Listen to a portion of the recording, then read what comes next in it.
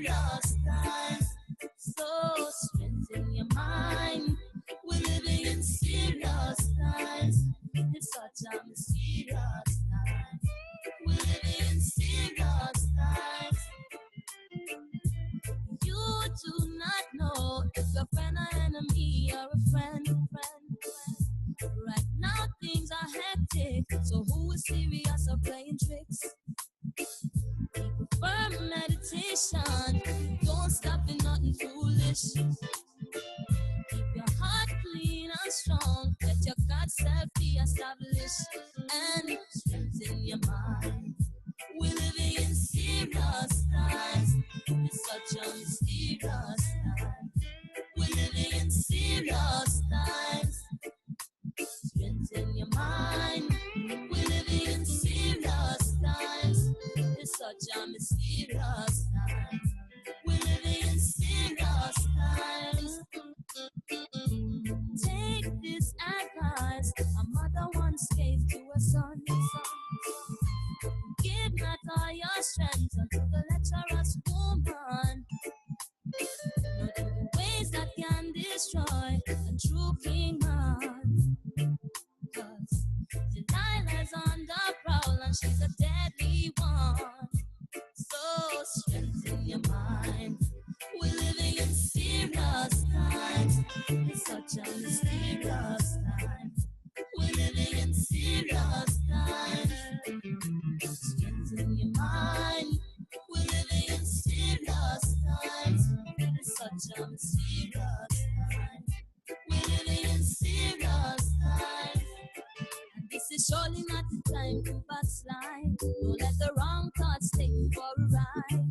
Temptation pretty and a dazzle in your eyes. Your role in this world you have to realize.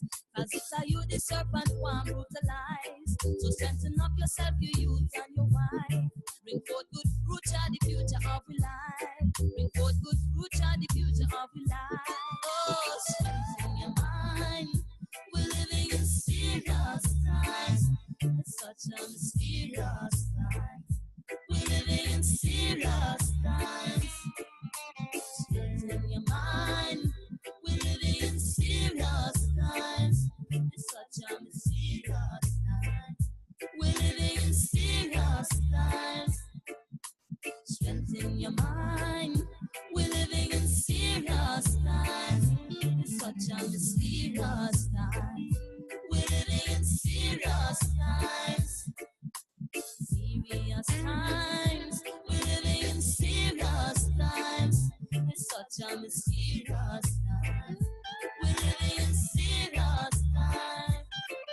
This is surely not the time to backslide. Don't let the wrong thoughts take you for a ride. Temptation pretty and a dazzle in your eyes. Your role in this world you have to realize. As it's a you the serpent one brutalize. Shalom, shalom, family. Shalom, shalom. Shalom, shalom, Rebbe. Shalom, Sister Abigail. How are you? I'm fine. I'm so excited, Rebbe. My supervisor gave me off tonight, and because I knew this was gonna be my last time on Friday nights, but she gave me off tonight, and I saw this title, and I would say, go ahead, yeah. He worked this out for me tonight.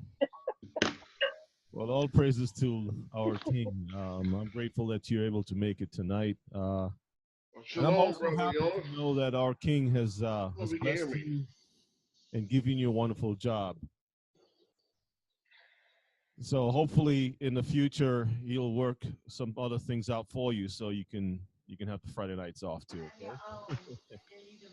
All praises to our King. Thank you, Rebbe. Shalom, Bill and Netta Mosby. How are you? Shalom. Doing okay? We're doing great. We're doing great. Hallelujah. Glad that you can join us tonight. How's the family doing? Everybody's doing good. Excellent. You're welcome and shalom. Shalom, Yona. Shalom, Brother John. How are you? I'm all right. I'm just looking forward for this lesson tonight. I'm so delighted and happy. Well, that I'm waiting for the longest while. okay. Well, Because for the last couple of months, I've been battling those Christians, trying to show them that their way is not the right way. So this is a perfect lesson. okay.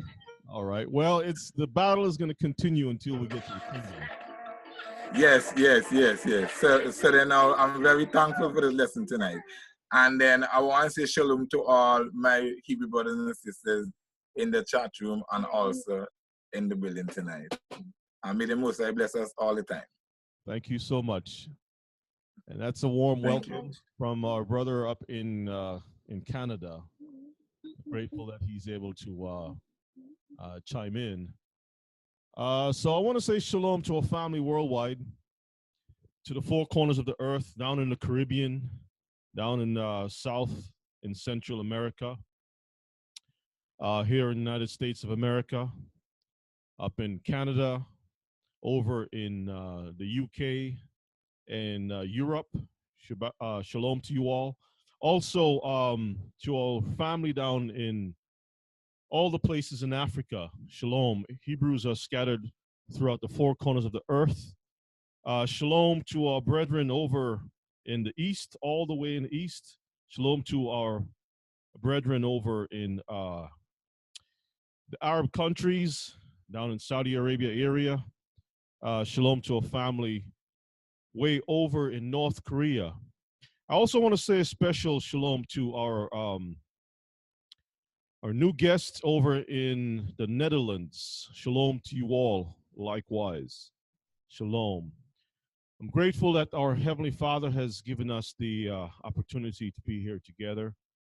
And hopefully tonight we're going to examine some things about Hebrews, who we are as a people, that we're no ordinary people, that the Most High has, when He says certain things, believe you me, it happens. And He wants to keep it that way. Even when we get to the kingdom, the Most High is going to keep us as a separated people. So I want to kind of focus on that tonight. And I want to be able to give you some scriptures and look at some other pertinent information to help us to make that decision, because a lot of times our people, even though they know who they are, they're still trapped, as the brother said, in Christianity and different religions and the philosophies of the world, which says that we all should be assimilated and come together and such like. But the Most High has always kept us as a separate people from the very beginning. So we're going to talk about that in a little bit, but I do have a few announcements I'd like to make, and then we'll open up with prayer. First and foremost,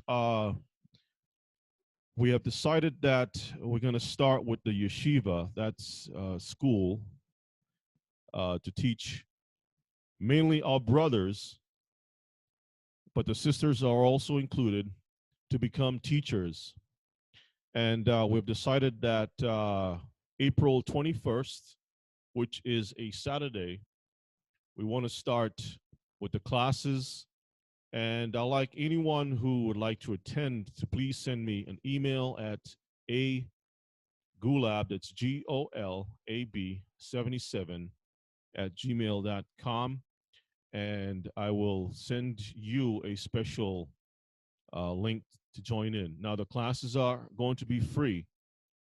And I'm going to send out an email kind of touching a few things about the classes, and also to stipulate that these classes are for serious-minded people. If you're not serious about learning so you can teach Israel to bring our people back to the covenant, then this is not for you, okay? If you're planning on coming so you can peep through the door, peek through the window, in and out, this is not for you. This is for people who will seriously attend, okay? Time is short. We don't have time to play around and for you to come in and nibble all the cookies and stuff and then leave. That's not fair for the others who are really serious. You're going to learn some interesting things about the scriptures, about the structure of Israel, and so forth and such like. So that's going to be on Saturday, April 21st. Now, I've been kind of juggling, trying to figure out when will be the best time to do it. Now, preferably, I like to do it probably like in the morning, but I know that many of you all, like to sleep in a little bit late. So probably early afternoon might be the best bet. And the reason why I'm thinking about that is because we have brethren over in other parts of the world, different time zones and everything. For example, if let's see, if I do it about 1 p.m. Eastern Standard Time, I believe it's going to be about 7-ish in Berlin, and about the same time in South Africa. Uh, and over in the UAE, it's about 8 o'clock around that time. So I want to set it up at a time so that others who would like to take the classes and learn can be able to do so on the weekend, the Gentiles weekend, and so you can have at least the next day you can, you know, have some spare time to rest up and everything else. So it's going to be for about a couple hours, and so I'm thinking about 1 p.m. will be the best time. So send me uh, your interest. Okay, if you're interested, please send me an email, and I will get back to you ASAP, and we can start the classes. Okay, now also, Maisha wanted to briefly talk a little bit about Shavuot, which is the upcoming feast. And so, can you grab the microphone? For those of you who would like to attend the summer feast, which is Shavuot, we want to try our best to start planning a little bit early, and we want to make some improvements. So our sisters who normally plan, which my wife, Sister Sarah, is one of them, um, would like to get a head start in getting things organized so we could do things a little better than we did the last time. Okay, so why don't you say something, Sister Sarah, my Isha? Shalom, shalom, family. I just wanted to know, because we wanna, plan ahead. We just wanted to take an account of how many planning to join us for Shavuot, so that way we can get things going. So make our job a little easier if we start, ahead of time. It's only going to be for one day, so um, and we can't actually give the day. We have a the date is on the calendar, I believe. Mm-hmm. Um, it's only a guess. We're not sure 100% just yet, but it's going to be around that time. It's either going to be, um, you know, Let me see if we can pull either that the up. one or the other. If you can pull the date up for me for a minute, Yeah. let me see. Okay, Um, give me 1 second. So if you go to our website, um, you can probably see this is a projected calendar, so it's not. Here it is. It's not set in stone as yet. Now, also, while let's see, go up a little bit. Also, this is usually the best time for baptisms when the water is nice and warm. yeah, Let me go. absolutely. So, if there's anyone who would like to uh, receive the baptism, I will.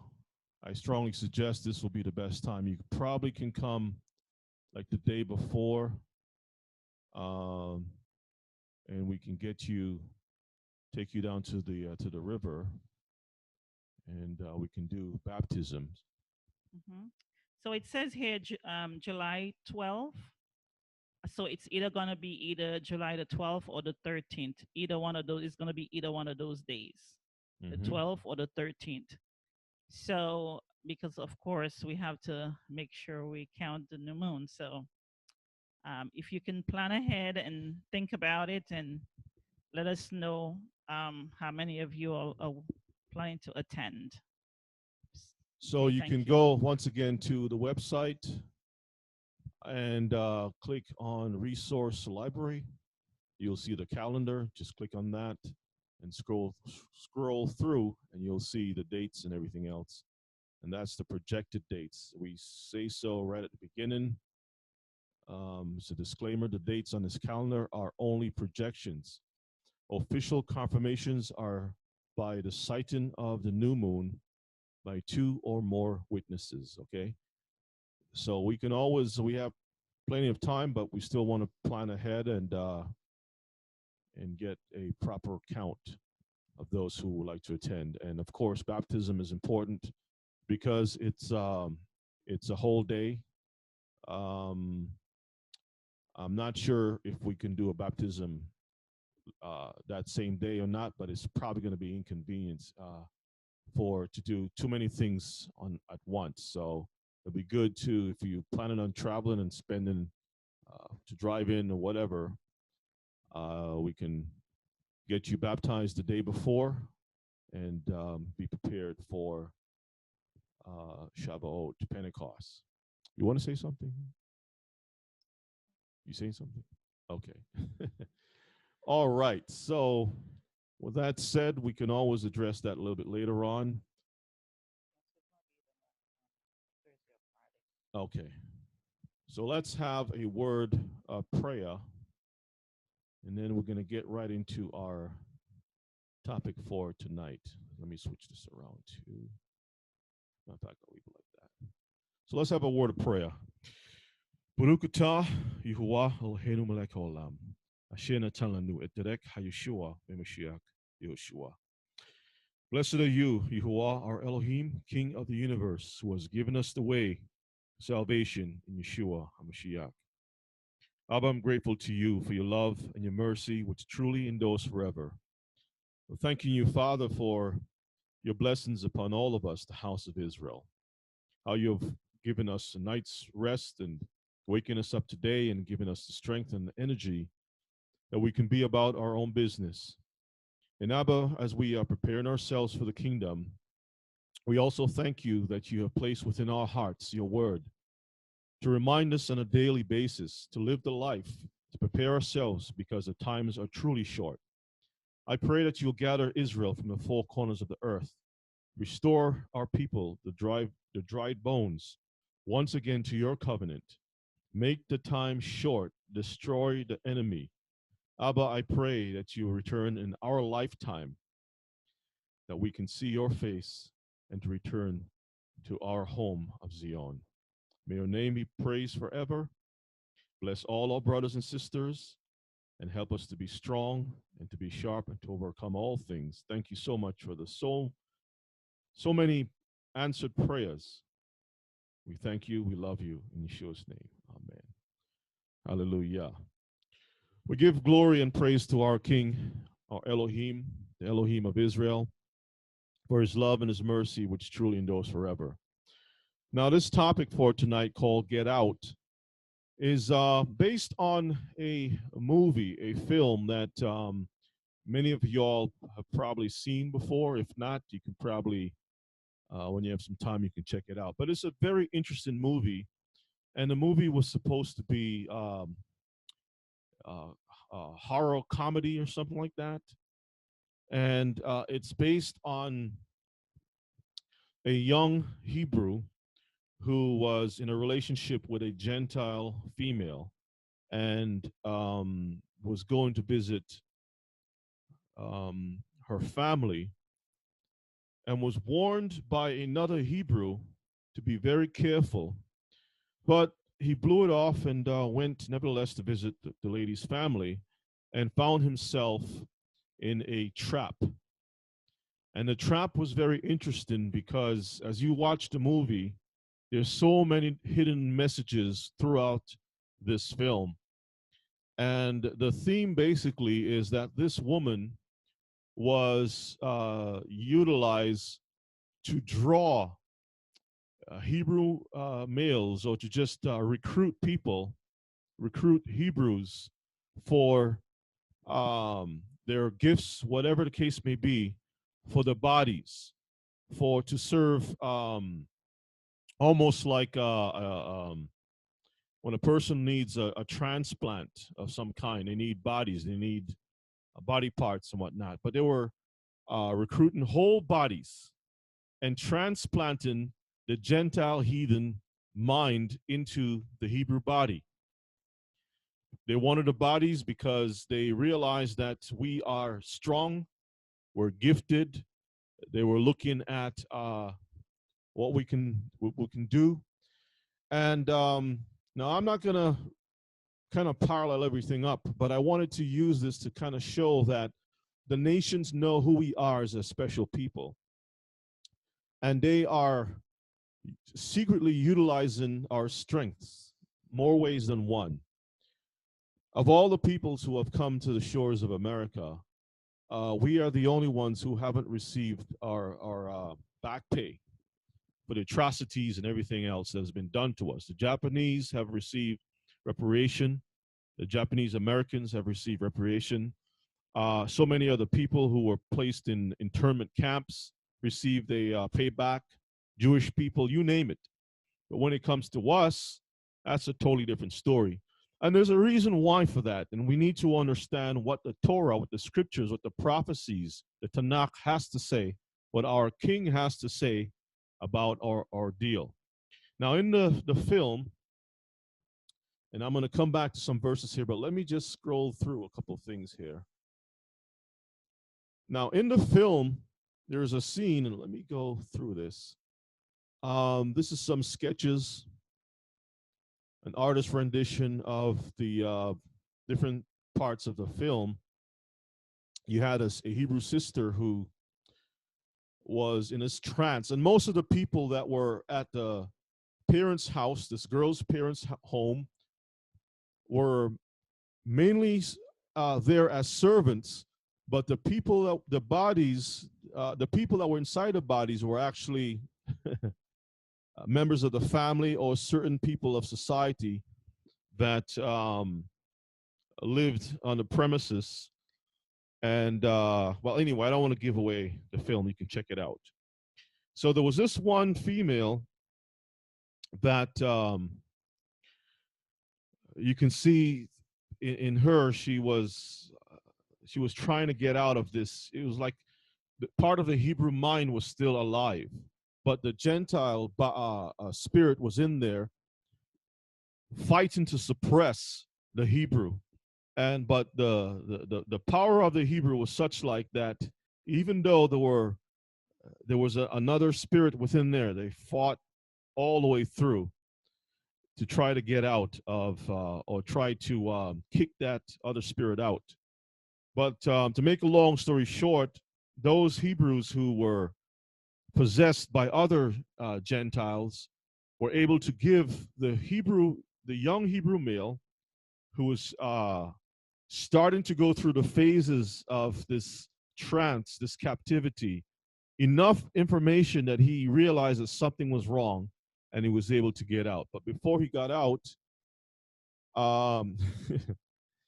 he met this woman who started the process.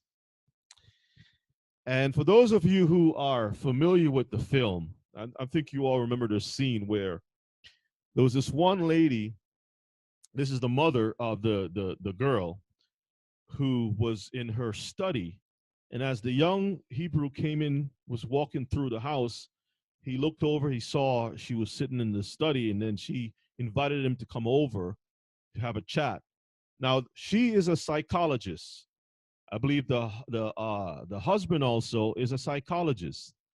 And they utilize their daughter to recruit Hebrews based on the intelligence or whatever the case may be. Anyway, so she had this cup of tea, and she used this cup of tea to hypnotize the brother and to put him into a trance-like state. All right, and whenever she does her little thing, he would either go in or get out, and he would feel trapped. He would just sink right into the seat, and he feels like he's fallen, and she can basically prepare him, get him prepped, so she can get that body. And there was also a an auction that took place, and we'll look at a picture of that shortly. But I want to show you something interesting, and then we're going to go into. I got some video I want to show you, and we're going to go into our scriptures so we can try to piece things together. Now, in the film, we saw this lady with this cup of tea. Now, I want to show you something interesting because this is a woman with a cup of tea putting the Hebrew to sleep. Now, I don't know if you know this, but there is a particular brand of teas. It's called Celestial Seasonings. And there's a particular type of tea. It's called a tension tamer. And there's a woman in a red outfit sitting on the back of a dragon or a beast. Now, anyone who knows the scriptures of the Bible would know that in the letters of the book of Revelation, it speaks about a woman who's riding the beast. Okay, now we'll cover a few things on that. But what is interesting about this woman, let me zoom in just a little bit so you can see, is that she has within her hand, if you can see it, she has within her hand, let me make this a little bit bigger, a teacup. If y'all can see that, she has a cup in her hand. The book of Revelations speak about a woman riding a beast, and she makes the nations drink, and they're drunken, and they became indoctrinated in certain things. All right, and that is pretty much what has happened to our people. We've been placed into a trap, baited by a woman. We find ourselves being bamboozled to believe in all kinds of things. That first of all, we're not Hebrews, that we are cursed, but we're from Ham. Yes, we are cursed, but we're not from Ham. We're from the tribes of Israel. And such like throughout history, to the point that we don't even know where we fit in. We have sunken down into that place, that sunken place. We have lost our identity, and now we've become to think like the other nations. And the Most High is telling us that we need to do what? Get out. Come out from her. Get out. So, let me go back here. So, this is pretty interesting when you see the connection between the two. Now, on the screen here, you can see that there's this auction. And this auction was set up like it's a bingo thing, and you can see all the Gentiles is there, and they're bidding on a Hebrew, highest price. They'll get the body, the psychiatrists, psychological, the psych peoples, the parents of this girl set up this auction in a sense of a bingo game, and so they're trying to get this guy, and whoever I guess has the highest price will get that body and so forth. But you got to check it out for yourself to see what it's like. Okay, now let me go back to our first slide, and let's read some scriptures, and then we'll play some video. Let's go right back to the beginning. Now, in the screenshot here, you can see that the guy, the brother he has this hypnotic state, and he's frozen. This is when he met this lady, and she was talking to him, and he froze, and she was able to tap into his emotional side and get him trapped, that the only thing he can do is to cry. And he was crying and pleading, and he couldn't get out. And he was saying, no, no, no, no, trying to get out. Let's go to, first of all, let's go to Leviticus chapter 20. Leviticus chapter 20, and we'll read verses 23. Vaikra 20, 23, and 24.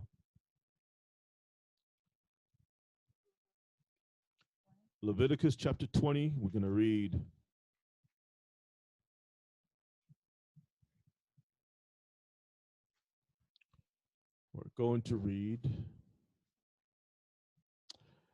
oops, let me change this over.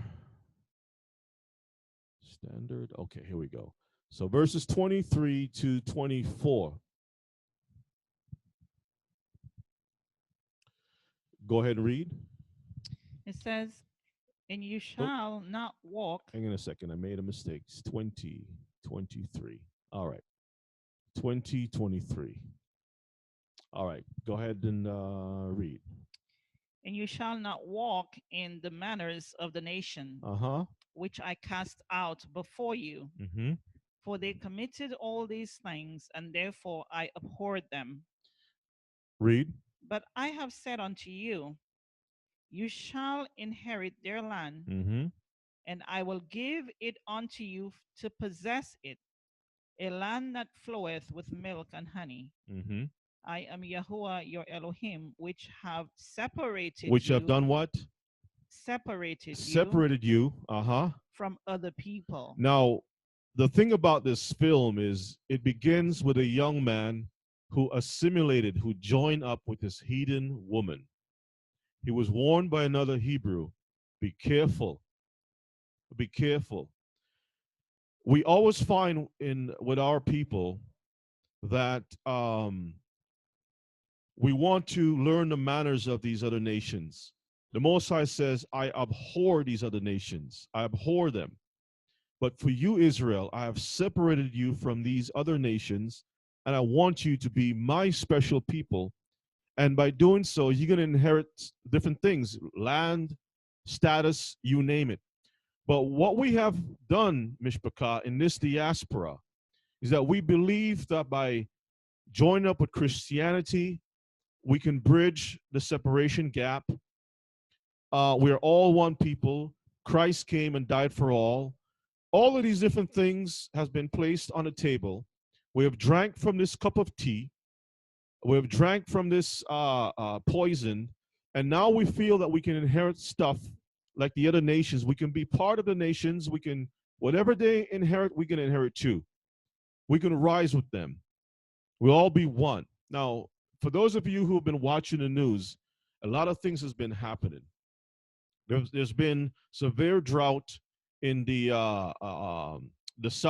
southwest. Oklahoma, New Mexico is starting to go through the drought. Utah, I think, is like 60% drought or something like that. It's been a drought, Mishpachah. And even lately in the news, let me see if we can pull it up. In CNBC speaks about the world economy, and it says that the cities around the world should prepare for running out of water. It's called Day Zero, when Cape Town, South Africa's bustling port city, sees its water tap run dry and its population thrust into a perilous situation. So not too long ago, South Africa was going through or Cape Town was going through a severe drought. All of these things are signs of the times. We can see right now on the horizon that the chess pieces, and if you know anything about the game of chess, usually kings, when they are dealing with other kings, they'll invite the king over and put the game of chess in front, and they will play whatever it is. And it seems like it's just having a little playtime among nations. But really and truthfully, the king who puts the game out is trying to, in a fun way, learn the weaknesses of the other nation, because the one who sets the generals to fight is the king. And if the generals give any information or any strategy to the king will know it. So the game kind of mimics the playing field, how things is going to be set up, the strategies of the nations. So a wise king will use this game to kind of feel out the other nations through a fun event. We have the movies. We have all these different things that has been placed in front of us to kind of feel things out. And so we find that the Most High is allowing a lot of different events to happen before our eyes to let us know, Mishpachah, we need to prepare ourselves and not be caught up with the other nations, because these nations are going to be judged fairly soon. Just as we looked at the situation with Egypt during our first Passover. All right, they thought they were a strong nation, and they got destroyed. Okay, we see a lot of crazy stuff happening. I'll cover some of the other stuff shortly, but let's go back to the scriptures. So, and can you get for me 2 Corinthians 6:16 to 18? So we find that our people have been told through their various means, whether it's religion, different places in society, that in order for us to be up and coming, we have to join. But the Most High never wanted his people to join. Even when we were brought into captivity, he put certain things in place to keep us separated. But some of our leaders have tried to dissolve those barriers and to bring us together with the other nations, and that has not been successful at all. It has actually hurt our people instead of helping us. So now let's look at 2 Corinthians chapter 6, and we'll read from 16 to 18. 2 Corinthians chapter 6, verses 16 to verses 18. All right. It says, "In what agreement have the temple of Yah with idols? Mm-hmm. For you are the temple of the living Elohim." We are the temple. Now remember, when Shaul was writing these letters, he was addressing the Hebrew community that lived in Corinth. Okay.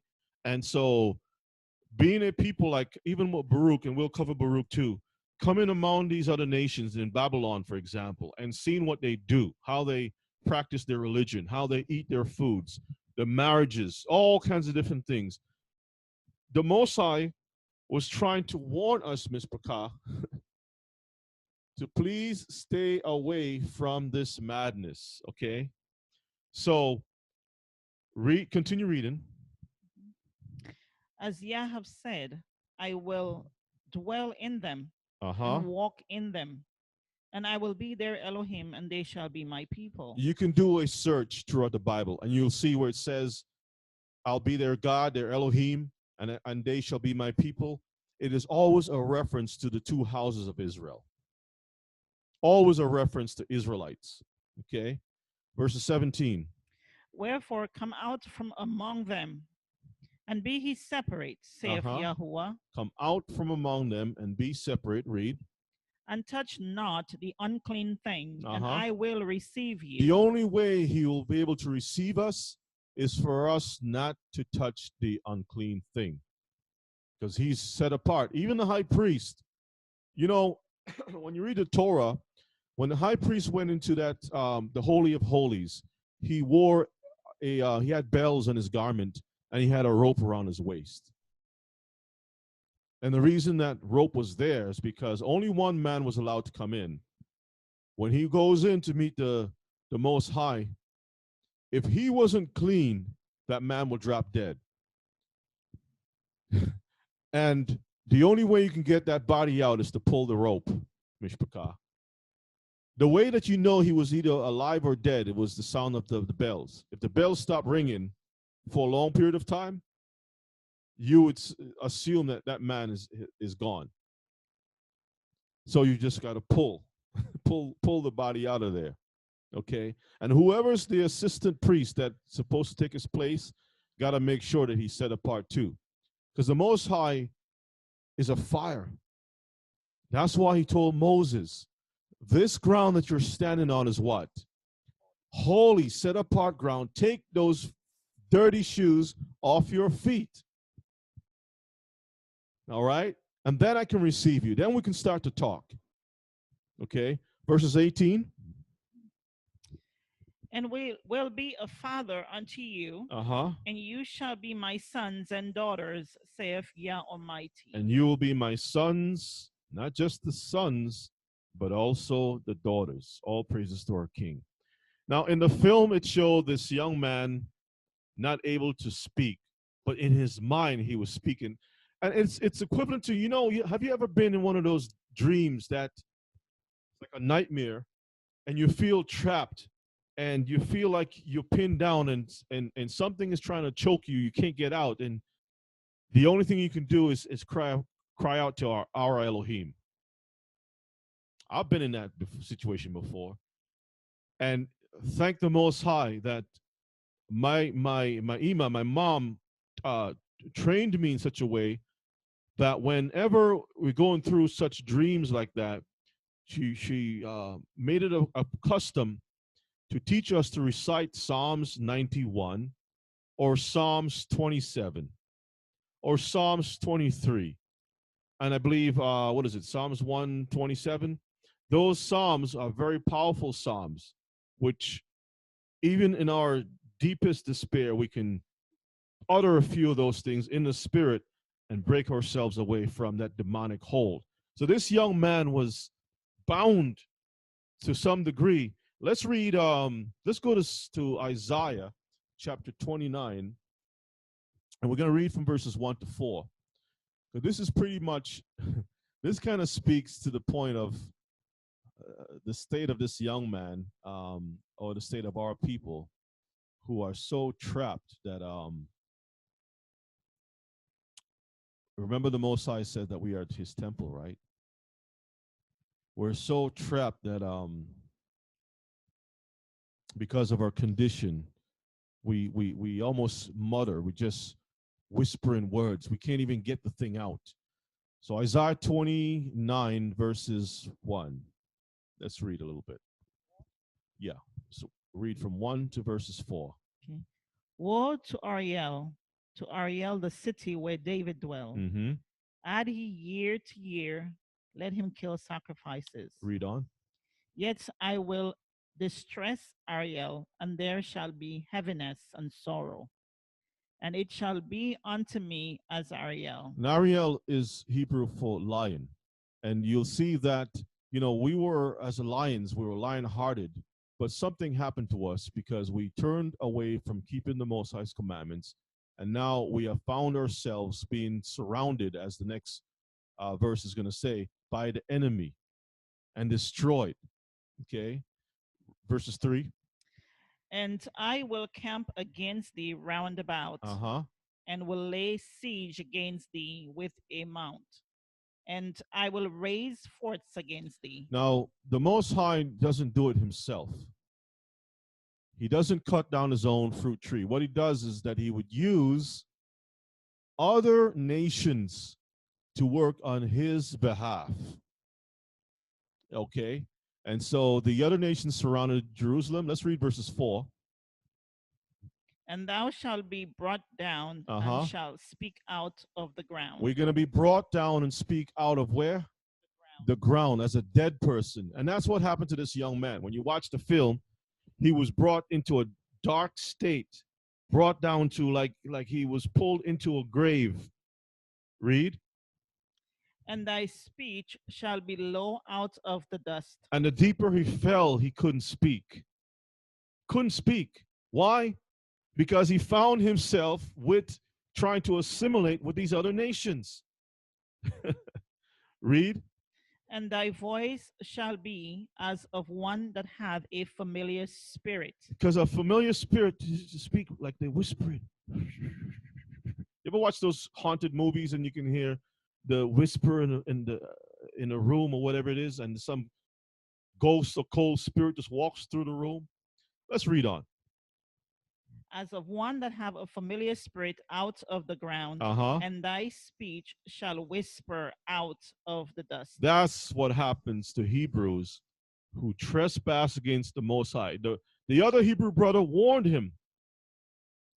The brother went out of his way to go to Homeland Security. I think he went to the FBI. He went to he tried to because his friend just disappeared altogether. Couldn't see him for a while. But in the end, the same brother who warned him was able to come and rescue him. It had a good ending, but the story was very deep. Now, I don't want to focus on this. I just want to use this to kind of set things up about us being a special people that we need to separate ourselves from these other nations. Let's go to Revelation 17, and we're going to read a little bit about this woman, verses 1 to 6, and then we're going to skip on down to verses 15. The book of Revelations, chapter 17. Now that you know that you're Hebrew, what do I need to do? You see, the writings were there for a reason. And when you read the book of Revelation, it talks about the water turning bitter, right? Wormwood. It talks about all these different plagues, the same plagues that we find in Egypt. The Most High said, if you keep my commandments, none of the Egyptian plagues will fall upon you. What do we find in the last days? The plagues of Egypt. Right? Is that correct? What is he trying to tell us? Come out from her, my people. Because if you don't come out, when a third or whatever it is destroyed from this, that, and the other, Mishpachah, we are not to be caught up in that mess also, okay? Let's read. Revelation 17, verses 1 to verses 6. And there came one of the 7 angels which had the 7 vials and talked with me, saying unto me, Come hither, I will show unto thee the judgment of the great whore that sitteth upon many waters. Read. With whom the kings of the earth have committed fornication, and the inhabitants of the earth have been made drunk with the wine of her fornication. And this young man, of course, being a representative of our people, has been drunken through fornication. All right? Because the Most High is not going to accept us being tied to these people at all. But we dabble in and out. We're trying to get successes among these nations. We're trying to be part of these nations. But the Most High says no. Read on. Verses 3. So he carried me away in the spirit into the wilderness. And I saw a woman sit upon a scarlet-colored beast, full of names of blasphemy, having 7 heads and 10 horns. Read. And the woman was arrayed in purple and scarlet color, and decked with gold and precious stones and pearls, having a golden cup in her hand. Having a what? A golden cup in her hand. Again, you see the celestial seasonings. Now, I looked at some newer pictures of this particular brand of tea, and I noticed that they removed the cup from the lady's hand. But remember, we talked about this many years ago, right? Yes. They removed the cup from the lady's hand. Now she's just sitting there with her hands folded. Read on. Full of abominations and filthiness of her fornication. And upon her head, her forehead, was a name written, Mystery Babylon, the Great, the mother of harlots and the abominations of the earth. And I saw the woman drunken with the blood of the saints. Now in this movie, it shows that these people, this woman, this young lady who seduced, brought people in, she's basically guilty of the blood of saints, of the saints. Read on. And with the blood of the martyrs of Yeshua. And when I saw her, I wondered with great admiration. Let's skip on down to verses 15. Verses 15. And he saith unto me, the waters which thou sawest, where the whore sitteth, are peoples, and multitudes, and nations, and tongues. All right. Now let's go over to chapter 18. Let's go over to chapter 18, and we'll read from verses 1. And after these things, I saw another angel come down from heaven, having great power, and the earth was lightened with his glory. And he cried mightily with a strong voice, saying, Babylon the Great is fallen, and is become the habitation of devils. Notice it says fallen, fallen twice, because the Bible is trying to send us a prophetic message. Not the first time alone, but there's a second time also. Read. And the whole of every foul spirit, and a cage of every unclean and hateful birds. For all nations have drunk of the wine of the wrath of her fornication. And the kings of the earth have committed fornication with her. And the merchants of the earth are waxed rich through the abundance of her delicacies. And we know full well, Mishpachah, when you look into the annals of history, that our people made these nations rich, wealthy. The Europeans know this. Here in America, they know this too. All right? And even right now in our little communities, wherever we are, even the islands of the sea, you find the Chinese are moving in, taking over throughout the Caribbean, throughout Africa, throughout different places. They're taking over. Okay, read on. And I heard another voice from heaven saying, Come out of her, my people. No, assimilate my people. Come out of her, my people. That you be not partakers of her sins, and that you receive not of her plagues. For her sins have reached unto heaven, and ye have remembered her iniquities. Reward her even as she rewarded you, and double unto her, double according to her works. In the cup which she have filled, fill her double.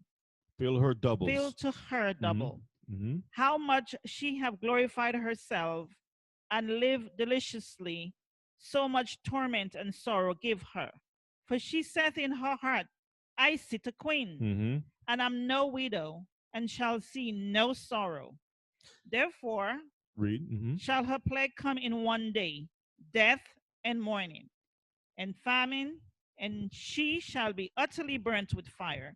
For strong is Yahuwah Elohim who judged her. All right, let's skip on just a little bit. Let's go down. So she got destroyed, and there was all this praise that went out. Now let's skip down to verses 11. We'll read from there. And the merchants of the earth shall weep and mourn over her, for no man buyeth her merchandise anymore.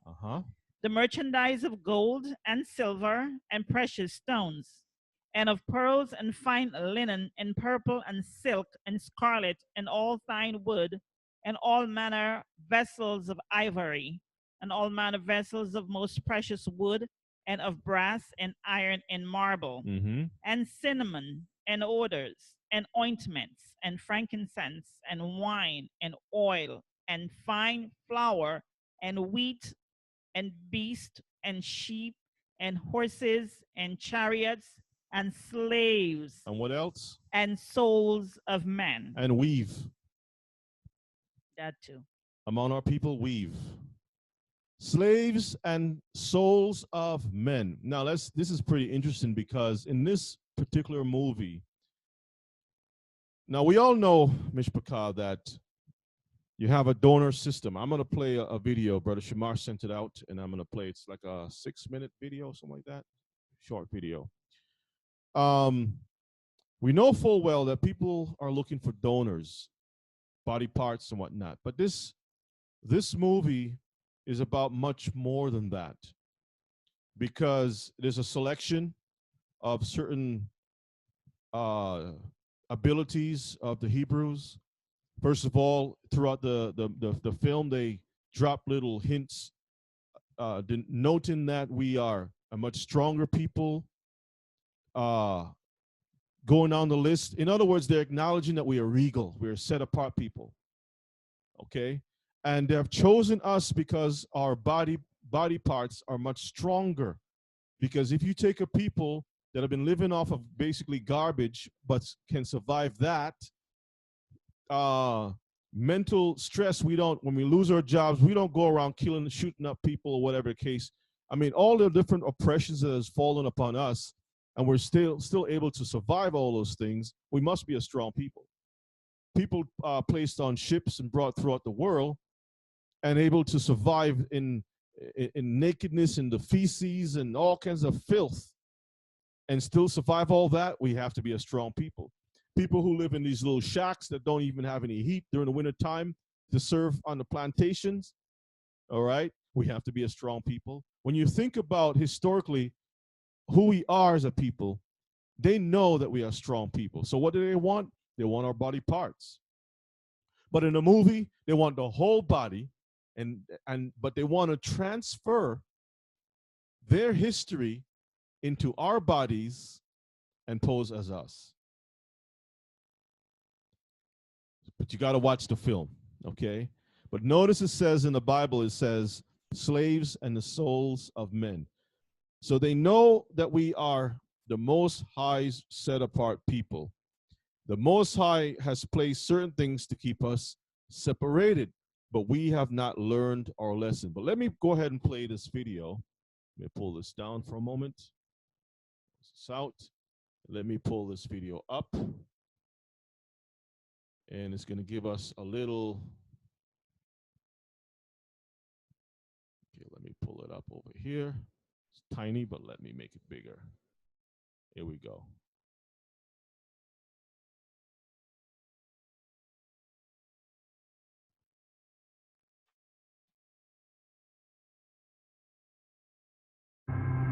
Body parts. They've been selling body parts. That's old. That's not new. That's why black people don't like to go to hospitals. They go to get their toes clipped, their fingernails clipped, and they wake up and their foot's gone. They've been utilizing the organs of black people for years, the organs and the body parts and the members of African-American people. And that goes back to George Washington. There's a long time myth that George Washington had wooden teeth. We've heard that myth growing up in school. The reality is George Washington did not have wooden teeth because common sense will tell you you can't put wood in your mouth, it gets wet, and wet wood is useless. What George Washington did, he had the teeth of his African slaves yanked out of their mouths, and he made dentures out of these teeth. And they're on display. His dentures are on display at museums right now. And that just goes to show the history of African people having our bodies mutilated and our members disfigured and mutilated for the betterment and benefit of the dominant society. In America, at least 2,500 black people go missing every year. At least. Never to be found again, not killed enough. You just don't find them again. Why doesn't that number ever go down? How can you constantly have the same amount of people? Are you trying to say the same killers go out and murder the same amount of people every year? No. Somebody is taking black people off the street. There's been stories on this. Kidnapped by the government, kidnapped by organ traffickers. Drive-by shootings is organ stealing. I'm worth $50 million and I need a kidney. You know, kidneys are pretty sensitive. You got to find somebody who really got the kidney that matches yours. You think I'm gonna wait till somebody die for me to get one? If I don't get one soon, I'm gonna die. So guess what I'm gonna do? I'm gonna pay somebody to go research people. Okay, let's go look at all the black organ donors. Let's look at all the black people who got organ donor on their driver's license, which is why I'm not a friend of that. I said, if you want to donate your organs, put it in your will.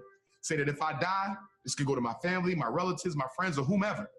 But when you put it on your license, I believe you make yourself a public target. And so what did they find? We got a guy in Los Angeles. He has the same blood type as you, same kidney type as you likely. He healthy though. He ain't likely to die no time soon. He don't know you, so he ain't gonna give you no organ for free. So guess what we're gonna do? We're gonna arrange a murder that makes it look like he was in a car accident. We're gonna arrange a murder that make it look like he committed suicide. So the next thing you know, you coming out the gas station, boom, you get hit by a Mack truck. You dead, gone. You get taken to the funeral home. Your family come to the funeral. They don't know that before your body got laid to rest, a little hole was poked and they pulled your kidney out. A lot of people don't know when you get arrested or even when you get convicted, a lot of times law enforcement or police will swab your mouth for DNA. And now they have your DNA record on file, they have your genetic information on file. And you have to understand with law enforcement, a lot of times they'll sell your information to tabloids and especially celebrities. They sell their information to tabloids and magazines and news outlets all the time. So it's not a stretch to believe that they won't use your DNA or your genetic information for nefarious reasons. You, my son, cops come by and inform me you just been shot dead. You don't have jurisdiction over that body. That's the coroner. You can't get that body till the coroner release you. So we'll get released, we go down and pick it up, and I see all these cuts and these stitches. I just thought they was doing a routine investigation, following the family. I didn't know they took your organs. I'm under all this stress. My son is dead. Now you buried now. I can't dig you up because the court got the permission. Most of those cases is organ stealing. It's been known for a long time, even back in slavery times, that black organs were considered superior genetically to other folks' organs. For example, whenever there's a transplant, okay, especially when rich folks get heart transplant, liver transplant, kidney transplant, they like white, they like black organs. We had a famous case in Pennsylvania, Governor Casey, who was one of the most racist governors who ever lived back in the late 80s, early 90s. He had a heart transplant. Guess who heart they gave him? A black person's heart. Down in Georgia, there was a case of an African-American 17-year-old kid who was found mysteriously dead at school. He died in the gym. They did an autopsy and they buried him. His family, they weren't satisfied with the results because they still wanted to know what happened to their son. They had the body exhumed, found out that his organs were missing and his body was stuffed with newspapers, and people are still trying to find answers. The officials down there in Georgia, they act like they don't know what's going on. There was another case out here in California. A young African-American man was found dead in Death Valley in the desert. All of his organs were missing. His liver, heart, lungs, kidneys, all gone. There's a case in the UK recently. A Somalian girl was brought over there for organ harvesting. They found out they were going to harvest her organs and they stopped that. There was another case in Asian couples. They went over to Africa. They adopted a black girl. 2 weeks later, she was dead. So these cases of organ harvesting are just going on all over the world, and people are being real quiet about it. The Rodney King riots. The cops arrested 18,213 black folks. They couldn't account for 10,000 of them. That's what happened in New Orleans. Remember when you saw those helicopters? They were picking up all them black babies and taking them up in the helicopter. And my husband and I sit there and said, we wouldn't have sent our son with them. I don't care who they was. We all died in the water together. We wouldn't have sent our baby up there. And they never got a bunch of those children back, as we all know. Organ harvesting in Africa, it's a business. In fact, they've set up so many sophisticated places around the so-called third world where there are nations like France, England, New Zealand, Israel. All these places now are looking in the impoverished areas because mostly in these impoverished areas like Brazil, places in South Africa, right here on this continent, wherever there's poverty, there's crime. And wherever there's crime, you know there's a lot of deaths and there's a lot of shooting. They are killing black people for their organs. Think about it. Organs are the only commodity that people must have to live that you cannot buy in a store. So if I am sick and I need a heart, I can't buy that. And we know all the problems with the fake hearts, that they can give a pacemaker to a bad heart. But what about when the heart needs to be replaced? You gotta find a match and it ain't none on the donor list, and I'm worth $50 million and I could care less about black people anyway. Guess what? Somebody gonna get shot in a drive-by. Switch over to Haiti. Jean Bellerive, at the time, he was the prime minister at the time when Haiti was hit with that earthquake that killed over 130,000 brothers and sisters down there in that island. They had a report on CNN with Jean Bellerive, and he said specifically that there was organ harvesting and child kidnapping going on. And we have already reports of a lot of trafficking, even of organ trafficking. Of organ trafficking? Yeah. Now, already. Of the victims of the earthquake? Yeah. So, do you know that for sure? Yeah, I know that for sure, and it was discussed in Montreal during the conference. All right. So you see, Mishpaka, what's happening, and all we have to do is do the research. Now, many years ago, let me close this out. I showed some information, and I don't have time to pull it up right now. Whereas this Gentile was talking about his pair of comfortable shoes. Remember who did that? And when they did the research, they found out that the shoes that he was bragging about was made from human skin. And he says that our skin makes the most softest of shoes. And I'll leave it at that. But I got to find that piece, that article. I have it somewhere, and I'll bring it up again. But it's just part of the situation that has befallen our people because of the curses. We are a chosen and a set apart people, and the Most High was trying to warn us the things that will befall us if we find ourselves breaking His commandments. Let's go into some scriptures. As a matter of fact, before I do that, let me show you all some other news pieces. Why the Most High said. Okay. Now, in the news, there was an investigation that has been launched right now pertaining to a herpes vaccine research. There was a guy who went over to St. Kitts in the islands, and he wound up being dead, but he was experimenting on the people down there, trying out a herpes vaccine back in 2016. But all of a sudden, he ended up dead when the information came out. Why use those islands? We talked about it before. It's all part of the same scheme, Ishpaka, of using our people. Let's move on. Close this out. This is also in the news. One of the reasons why the Most High said for us to stay away. Let me close this out. Stay away from these nations.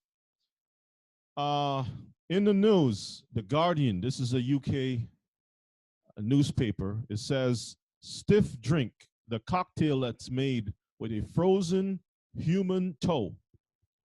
Y'all see that?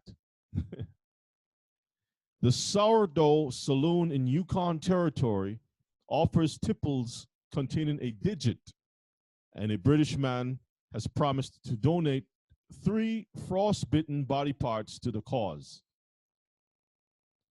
Imagine you're going to the bar and there's a special drink there that has the toe of a person. I'll leave it up on the screen for a moment. You can check it out. You can Google this and read the whole thing.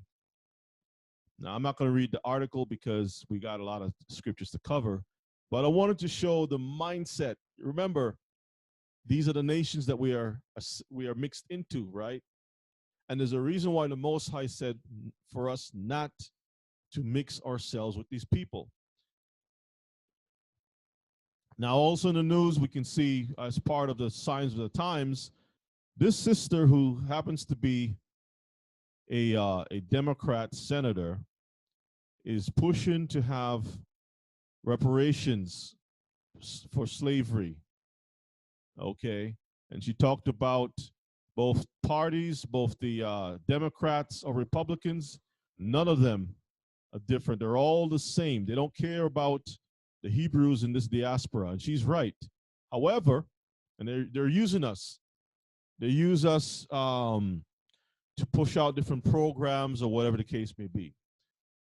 But the fact that we already know based on the scriptures that no man is going to redeem us. No one is going to rescue us, but only our Elohim, right? But the mere fact that the voice went out for our cause is almost a spiritual side, a little taste of Moses' voice saying, let our people go. Just a little voice, okay? It's a sign of the times. We have the Hebrews are waking up, knowing who they are. At the same time, we have the type of Dayton spirit trying to put our people back into sleep, trying to keep our people working along with the heathen. Sell out Hebrews.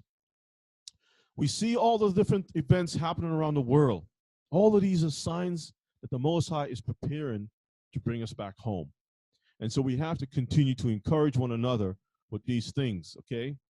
Now, this one here, I gotta make this big so everyone can see it. This one is really something else. This is amazing. In the news, this is the Sun, the UK Sun. another online news magazine, that speak about the lifestyles of the British women. And I like Adam to read for me, please. This is something that I like you all to see. One of the reasons, and we're going to go into some scriptures to back this up. Okay, and make it a little bit bigger.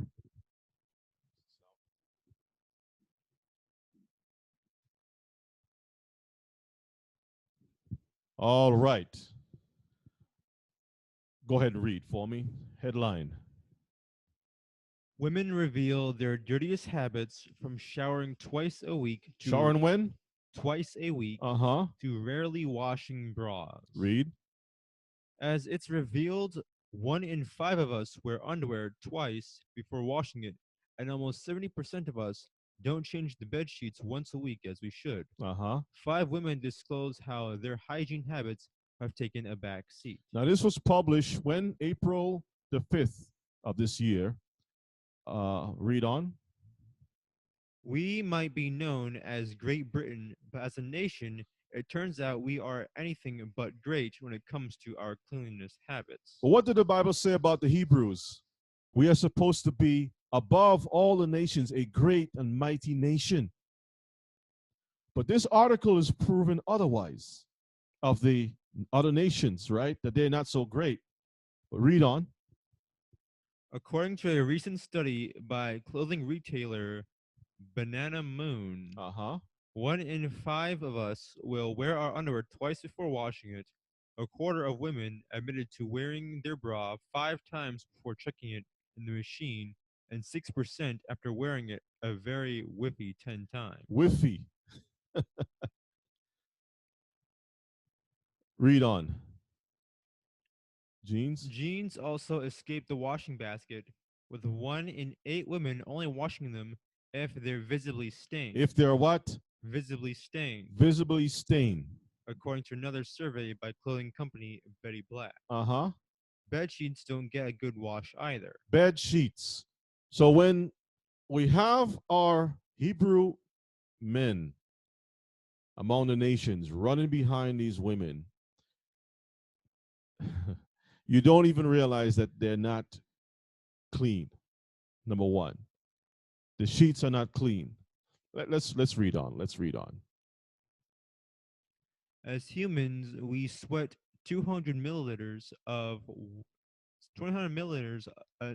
night at night, and shed half an ounce of skin each week, a lot of which will fall into our beds. So this makes the warm, moist bed environment an ideal breeding ground for dust mites.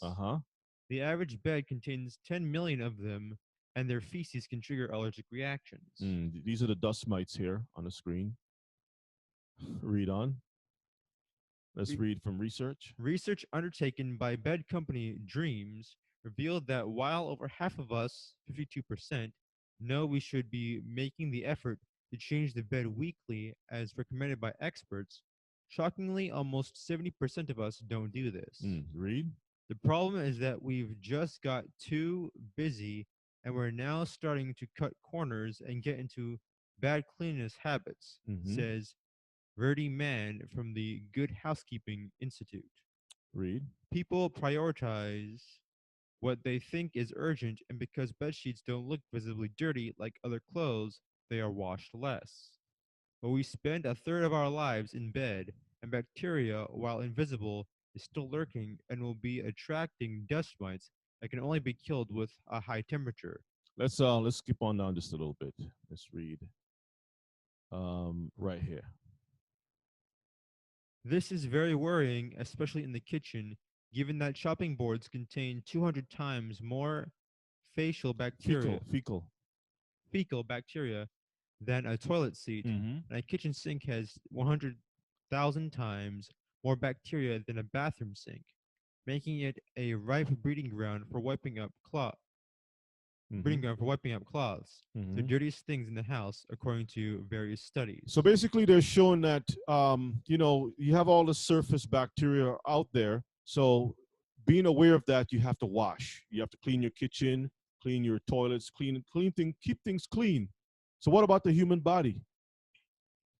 Right? We also have to maintain our bodies in cleanliness, right? Let's read on. So just how grubby are we? Now it keeps saying we, but really it's talking about them. Remember, it starts off talking about Great Britain, right? But let's look at the faces. These 5 women reveal their dirty habits. This one says, I shower twice a week. She showered twice a week. Go ahead. She's a single. Go ahead and read it.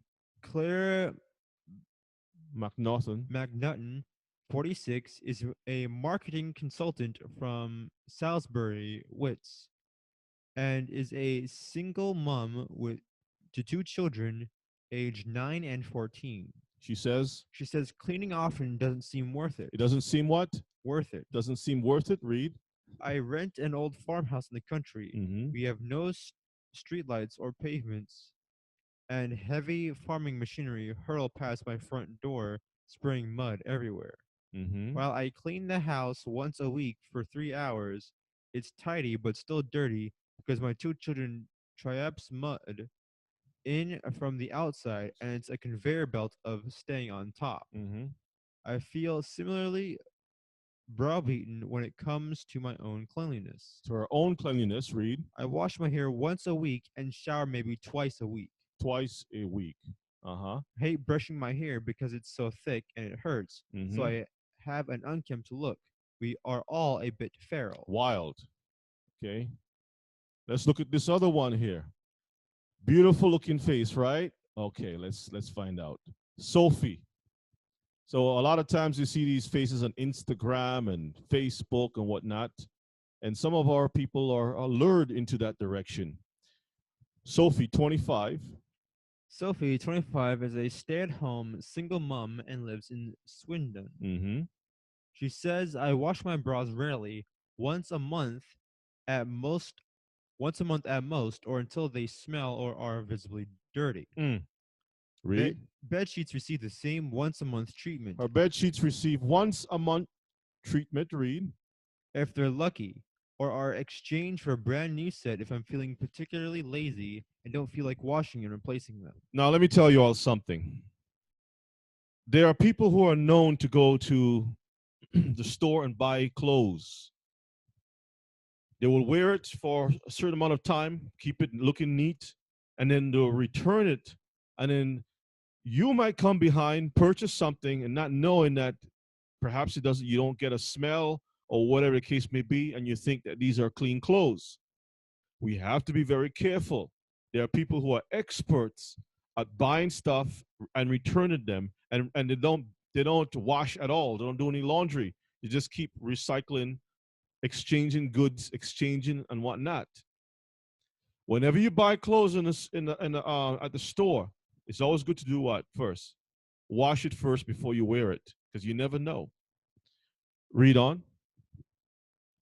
I don't wash my hair very often either, only giving it a proper shampoo and condition once a week. Read. If I'm going to a nice place or meeting friends, I'll wash it, but otherwise I'll just use a dry shampoo as it looks totally fine and does the job well. Read. I'm a busy person and a single mom, and I just think, why wash everything when it's not dirty? Let's look at this other lady here. This Indian woman. Read. Renu. Don't even try to pronounce 37, is an account manager from Glasgow. She is married and has 2 children. She says, I only wash my hair once a week. I wouldn't say my house is a pigsty, but it's not sparkling.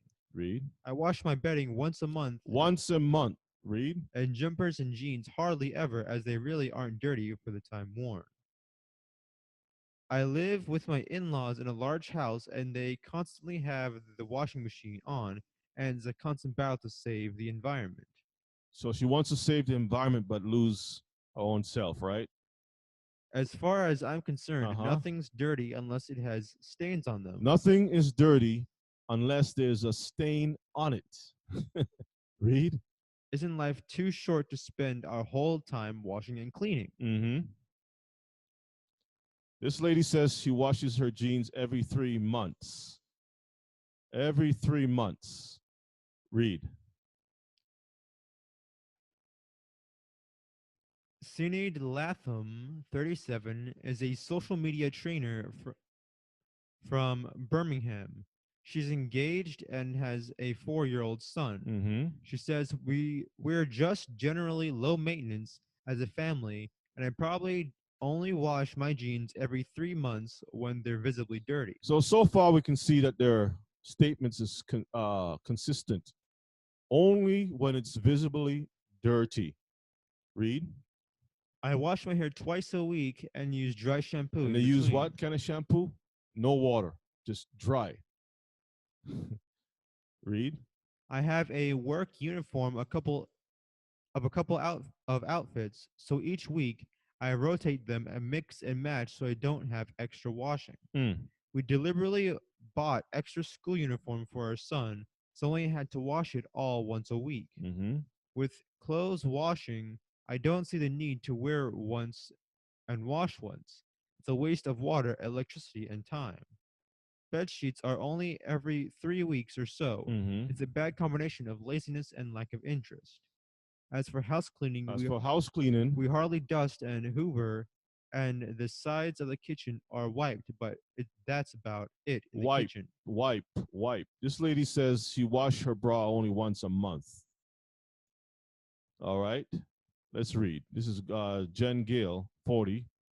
Let's see what she says. She says, washing clothes uses up water, and often the washing detergents we are using are polluting our waterways. Slow down. So I only wash our bed sheets and towels once every 3 to 4 weeks on a 60 centigrade wash. The towels is a place that smells if you don't wash it. Moldy, right? She washes the towels every 3 to 4 weeks. Everything else is 30C. Mm-hmm. And jumpers, I only wash if they get stuff spilt on them, which is monthly too. And the bras will probably go in the wash once a month, and I'll sponge off the kids. And then sponge off the kids' trousers so they can wear them again and again without needing to go in the machine. Sponge off. Take a sponge, just wipe it down. You know, like you trying to remove like ketchup stain or something, and that's it. No water. And the same thing, she just dusts her home every so, often and stuff like that. But this is just an example. Let me close this out. This is just an example, Mishpachah, of why the Most High was trying to warn us that we are set apart people. Let's go into our scriptures. Let's go to Isaiah chapter 52. I'm going to read from verses 1 to 6. So now we're going to go a little deeper into the scriptures to get a better understanding of why our King, who we are as a people, we are special people. And he has warned us over and over and over again, but for some reason, we're not getting it. Isaiah 52, verses 1. Let me get it on the screen. Isaiah 52. Okay. And this is what it's saying, because remember the young man was fast asleep. Let me pull a picture of him again. Here he is. Fast, he was in a state of like a coma. Only the tears could flow. Let's read verses 1. What did the Bible say? Awake, awake, put on thy strength, O Zion. Awake, get out of our sleep, Zion. Read. Put on thy beautiful garments, O Jerusalem. Not the funky garments like like those heathen. Read. The holy city. For henceforth there shall no more come into thee the uncircumcised and the unclean. The first thing we had to do was to awake. When we awake, we learn the Torah, what we're supposed to do, because we're not supposed to be mixed up with the uncircumcised and the unclean. Now, some people will say, well, this Zion is talking about the city. We're going to look at that shortly too, but let's read on. Verses 2. Shake thyself from the dust. Arise and sit down, O Jerusalem. Loose thyself from the bands of thy neck, O captive daughter of Zion. Break off the slave chains off of our minds, Mishpachah. That's what it's talking about. Our minds need to be changed. Verses 3. For thus saith Yah, you have sold yourselves for naught, and you shall be redeemed without money. Read. For thus saith Yah Elohim, my people went down aforetime into Egypt to sojourn there, and the Assyrian oppressed them without cause. Read on. Now therefore, what have I here, saith Yah, that my people is taken away for naught? They that rule over them make them to howl, saith Yah, and my name continually every day is blasphemed. Read. Therefore my people shall know my name. Therefore they shall know in that day that I am he that doeth speak. Behold, it is I. It is I. Now, when we looked at the video, we saw there was this one gentleman who had an Egyptian ankh around his neck. And the reason for that is because our people, the way that our king has been blasphemed is that we have rejected our king and turned to these other gods of wood and stone and everyone else, because we have kind of, in such a way, the church we have lost our faith basically in churchianity and have turned over to other things, because being in the church, clapping hands, whatever it is, and we're not seeing a change. We're not seeing growth. We're not seeing development. We're not seeing anything happen to our people. So our people start to go off into these other venues and whatnot. And by calling the name of other Egyptian gods or whatever it is, we are blaspheming our king. But he's trying to get our attention. Now let's skip on down to verses well, let's see. Well, first of all, let's go to chapter 51 and 16 real quick. We'll continue on. Let's look at Zion, who that is. Chapter 51, and we'll read verses 16, okay? 51 and 16. And I have put my words in thy mouth, and I have covered thee in the shadow of mine hand, that I may plant the heavens and lay the foundations of the earth, and say unto Zion. And say unto Zion. Thou art my people. So Zion is a people. Yes. See that? Zion is a people. So churchianity will say, well, it's only referring to the city where David dwelled. No. We are Zion. Okay? We are the people. So let's continue verses. Let's go back to Isaiah 52. 52. Let me go back here. And let's pick it up at verses 7 to 12. How beautiful upon the mountains are the feet of him that bringeth good tidings, that publisheth peace, that bringeth good tidings of good, that publisheth salvation, and saith unto Zion, thy Elohim reigneth. Oh, you see what the Bible is saying? The feet that is publishing the good news, good tidings, or the Besar, which is the gospel. How beautiful are his feet, okay? Feet of him that publish good stuff. But who is he publishing the salvation to? Zion. This is not what the Bible says? Zion. And who's Zion? Israel. The people of the Most High. So it's not a church thing, okay? Let's read on. Thy watchmen shall lift up the voice. With the voice together shall they sing, for they shall see eye to eye when Yah shall bring again Zion. And Zion are the people, when he brings again our people from this captivity. Read. Break forth into joy, sing together, you waste places of Jerusalem. For Yah have comforted his people, he have redeemed Jerusalem. Yah have made bare his holy arm in the eyes of all the nations, and all the ends of the earth shall see the salvation of our Elohim. Our possessive, read. Depart he, go he out from thence. Touch no unclean thing. No, we read this before in Corinthians, right? Yes. This is where Shaul was getting this information from. Leave or get out. Get out, come out from among her, and don't touch the unclean thing. Read.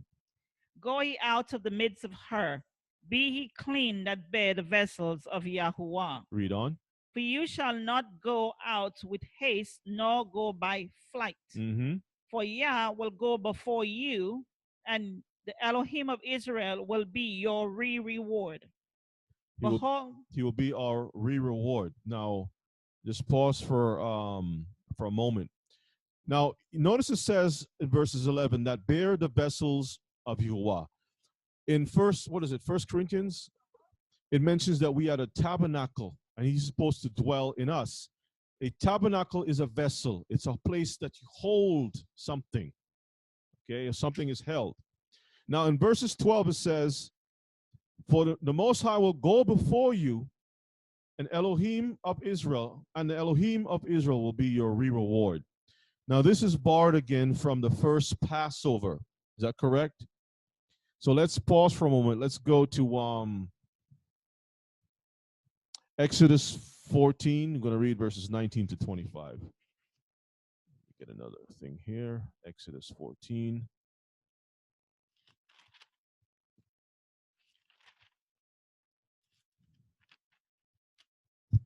Exodus 14. And we're going to read verses 19, 14, and 19. Okay. Go ahead and read. And the angel of Yah, which went before the camp of Israel, removed and went behind them. And the pillar of the cloud went from before their face and stood behind them. Read. And it came between the camp of the Egyptians and the camp of Israel. And it was a cloud and darkness to them, but it gave light by night to these, so that the one came not near the other all the night. This is talking about separation. The Most High placed himself between us and the Egyptians to keep us separated. This is by force. Because if he didn't do that, some Hebrews is gonna do what? Run back. All right, continue. And Moses stretched out his hand over the sea, and Yahuwah caused the sea to go back by a strong east wind all that night, and made the sea dry land, and the waters were divided. And the children of Israel went into the midst of the sea upon the dry ground, and the waters were a wall unto them on their right hand and on their left. And the Egyptians pursued and went in after them to the midst of the sea, even all Pharaoh's horses, his chariots, and his horsemen. And it came to pass that in the morning watch, Yahuwah looked unto the host of the Egyptians through the pillar of fire and of the cloud. So he looked through, he peeped through the clouds and watching to see what was happening. You see? And so again, Isaiah is tapping into that same thing, that same event that occurred with the first Passover. Read. And troubled the host of the Egyptians, and took off their chariot wheels, that they drave them heavily, so that the Egyptians said, let us flee from the face of Israel, for Yahuwah fighteth for them against the Egyptians. Fight for and against, for the people and against the Egyptians. Let's go back to, let's go to Baruch 6 and 7. Baruch 6 and 7. Baruch 6 and 7. Let me pull it up here. The book of Baruch in the Apocrypha, chapter 6. That's actually the letters of Jeremiah. That's what it is. I think it's called the letters. The letters of Jeremiah. So let me change this over. Okay, you want to read from 1 to 7? Okay. So let's read it. It's called Baruch 6 in some versions of the Bible, but it's also known as a letter of Jeremiah. Okay, chapter 1, verses 1. Because of the sins which you have committed before Yah, you shall be led away captives into Babylon by Nebuchadnezzar, king of the Babylonians. So when you become unto Babylon, when you come into Babylon, you shall remain there many years, and for a long season, namely 7 generations. And after that, I will bring you away peaceable from thence. Now shall you see in Babylon gods of silver and of gold and of wood, borne upon shoulders, which cause the nations to fear. Beware therefore that you in no wise be like to the strangers. One more time. Beware therefore that you in no wise be like unto the strangers. Read. Neither be you afraid of them. When you see the multitude before them and behind them, worshiping them. So we're not supposed to mimic or imitate the nations. Verse 6. But say in your hearts, O Yah, we must worship thee. Verse 7. For mine angel is with you, and I myself caring for your souls. Now the first time we were taken out from captivity and being released, right? And the Most High was there with us. You had the angel of the Most High making that fire, but the Most High was there. Wherever the angel is, the Most High is there, okay? And that was coming out. But even when we went into captivity, the Most High is still there with us. He's just telling us, I'm going to be with you because I'm spanking you and I'm teaching you a lesson, but be separate. Don't be assimilated with these people. While you're in prison, the heathen have their prison ward and you got yours. You eat at your tables, let them eat at their tables. Separate yourself, okay? Separate yourself. Now let's go back to Isaiah 51. We're going to read from 17. Book of Isaiah 51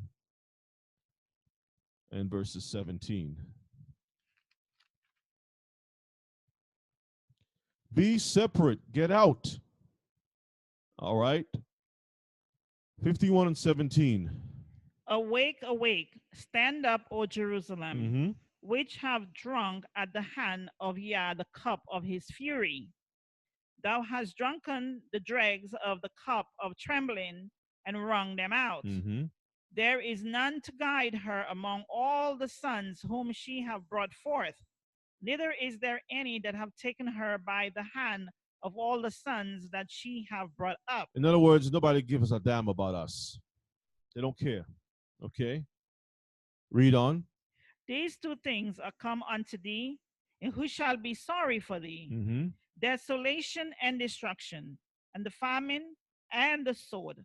By whom shall I comfort thee? The sons have fainted. They lie at the head of all the streets as a wild bull in a net. That's like our young men hanging on the street corners and whatnot, wilding all over the place, right?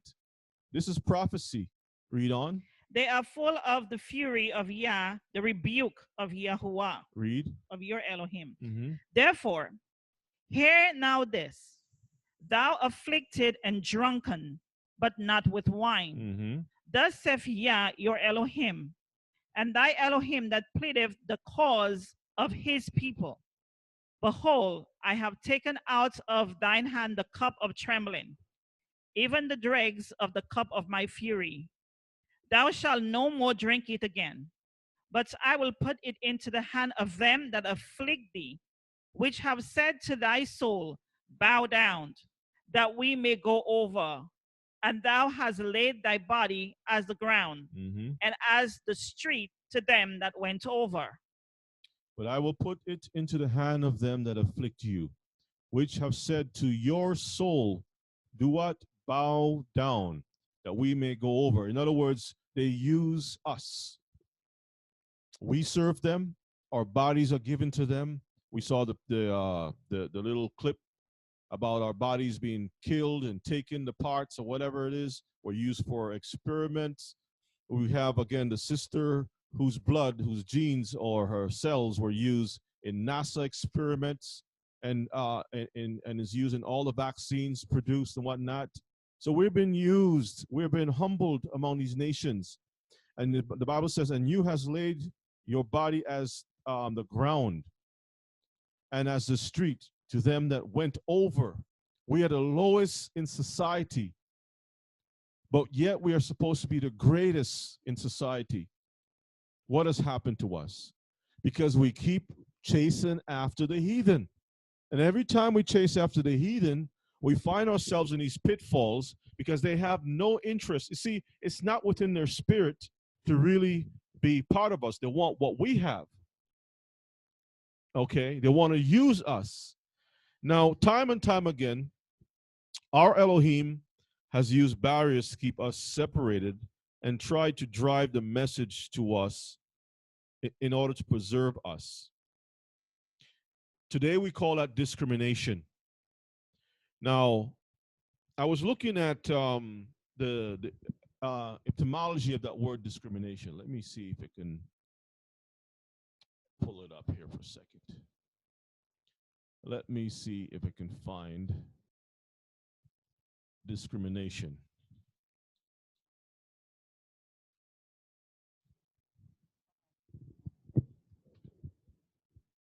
Discrimination. Okay.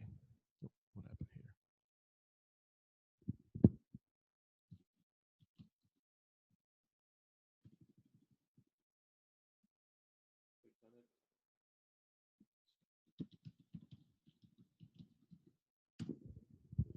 Okay, discrimination. Let me make it a little bit bigger. Has a pretty interesting etymology. And let me click on discriminate. Okay. Read for me, please. Discriminate. To divide, separate. It means what? To divide or separate. It's from the Latin. It means to divide or separate. Read. Interval, distinction, difference. Derived noun from discerner. Discerner. To what? To separate, set apart, divide, distribute, distinguish, perceive. So they're saying in the Latin it means to separate, to set apart. Aren't we supposed to be a separate people? Discrimination is supposed to keep us as a mechanism to keep us apart from the rest. But let's read on. Where does it come from? It comes from this word, meaning what? Off, away. Distinguish, separate. From the root word cry or cry. To sieve, thus discriminate, distinguish. The adverse, usually racial, sense is first recorded in 1866. All right, hold on one second. Let me click on the word dis for a second. Dis. No, that's not the one I'm looking for. The other word, cri. So the word dis means to separate, and the word cri means to sieve. To sieve. When you're sieving, is what are you doing? You separating the husk, the trash from the grain. You're making a separation, sieving it. Now notice it's just, they only show you the first two part, which is discrete, right? Discrete. But what's the other part of that word discrimination? Nation. Nation, discrete. But it says discriminate, so you're thinking criminal thing, right? But it's the other part of the word that they didn't touch on is the nation. The Most High wanted to separate us as a nation. Discrimination actually is to keep us separate from the other nations. Basically, that's what it's trying to teach us. Anyway, now let us go to Deuteronomy chapter 32. And let's see what the Most High said from the beginning. Well, actually, let's do this. Let's go to Romans 9 first, verses 1 to 5. Romans 9. Because we want to let it be known Romans chapter 9, verses 1 to 5. Yeah, Romans 9, 1 to 5. Do this real quick. Get rid of some of this. Okay. 1 second. So we all can see the brother in his pain. All righty. Romans chapter 9, verses 1 to 5. Let's read. I say the truth in Christ, I lie not. My conscience also bearing me witness in the Holy Spirit, that I have great heaviness and continual sorrow in my heart. For I could wish that myself were accursed from Christ for my brethren, my kinsmen according to the flesh. So Shaul is writing this particular passage, and he's making a plea on the behalf of fellow Israelites. Read. Who are Israelites, to whom pertaineth the adoption. Notice it says the Israelites pertains the adoption. We're gonna go into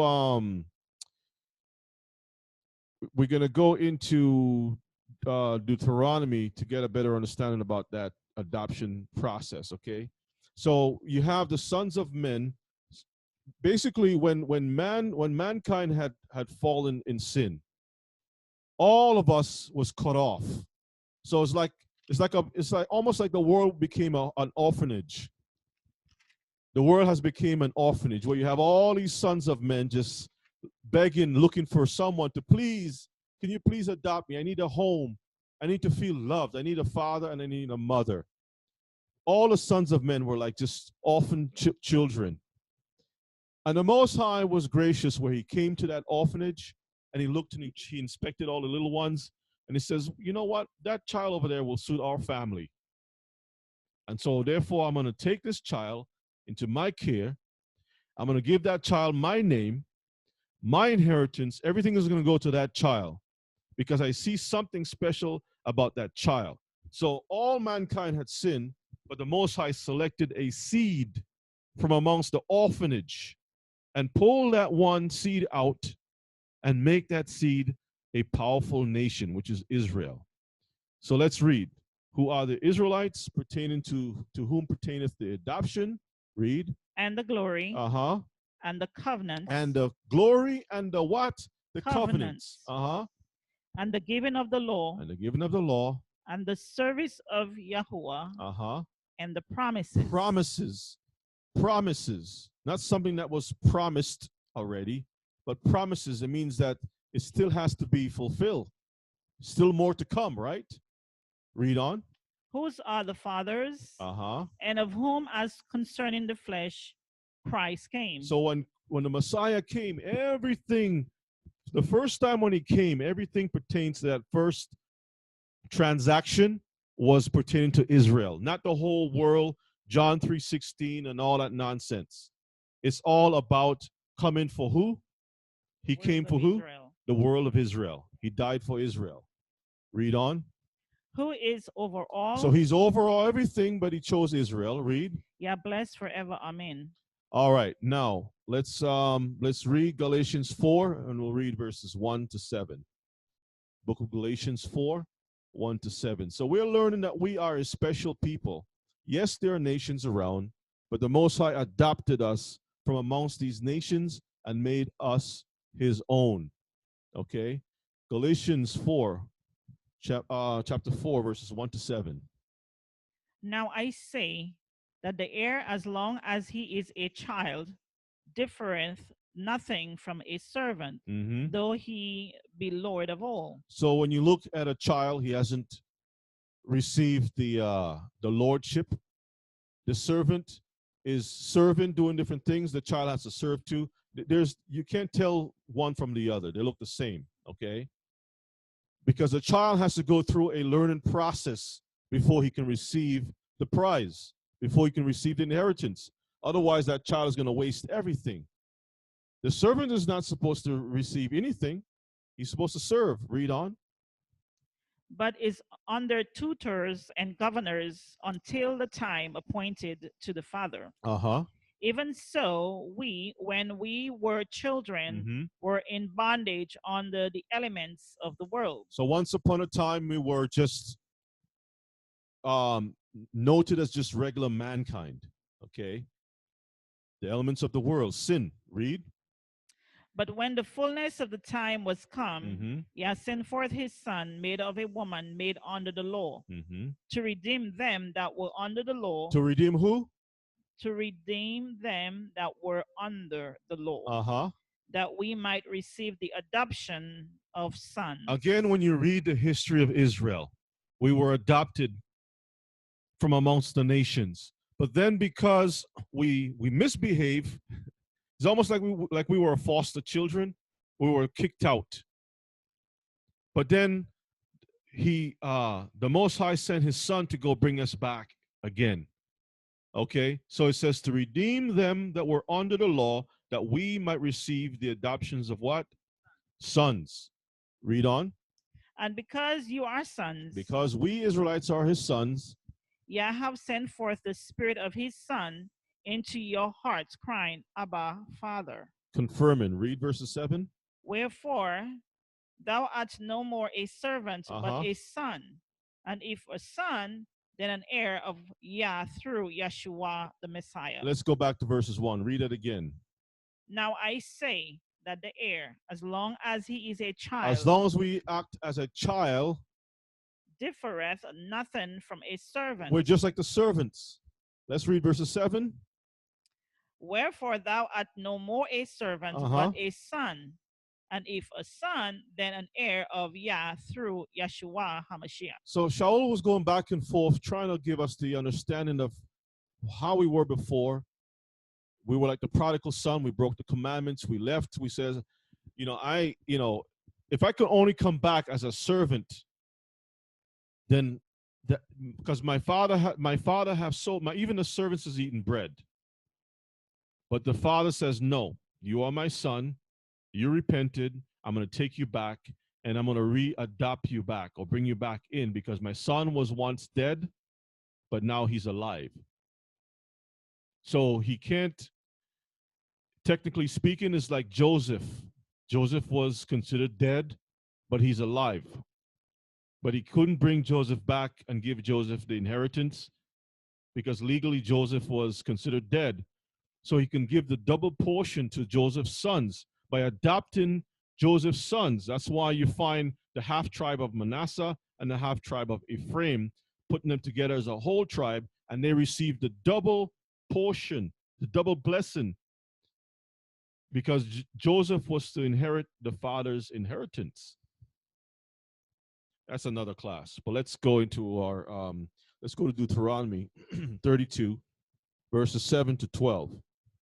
Just to show you that there was a plan from the beginning, way before the earth was even put together, that the Most High already had a plan for a certain people. Deuteronomy chapter 32, and we're going to read verses 7 to verses 12. So we need to get out. We need, first of all, to know who we are. We are special people. We have been adopted. We've been put back with the inheritance and everything else. So we need to get our act together. Verses 7. Remember the days of old. I'm sorry, 1 second. I pulled up the wrong one. Deuteronomy 32. I had Exodus 32, 7 to 12. Go ahead and read. Remember the days of old. Consider the years of many generations. Ask thy father, and he will show thee, thy elders, and they will tell thee.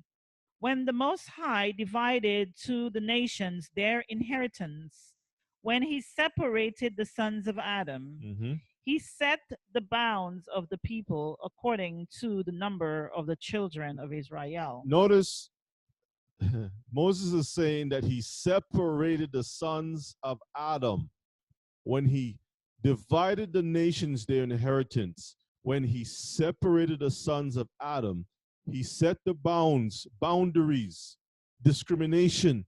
They're going to not like you so much. These things were put in place to keep the spirits separate.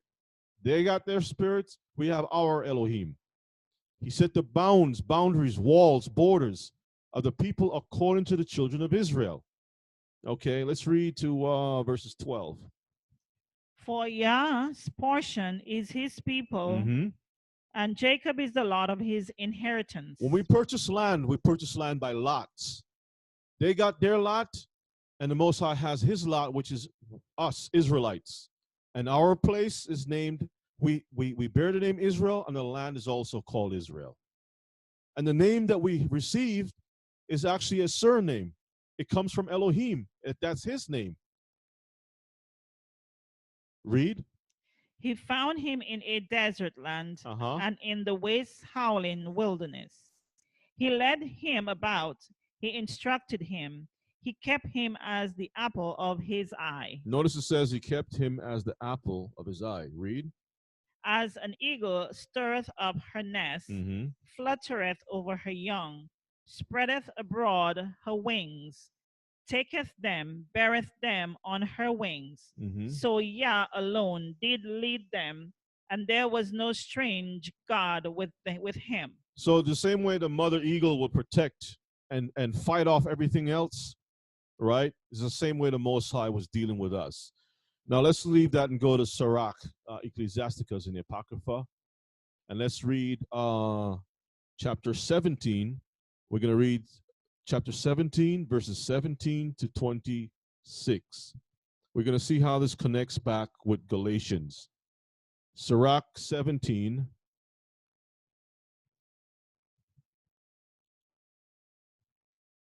Which is also known as Ecclesiasticus, chapter 17, 17 to 26. 17 to 26.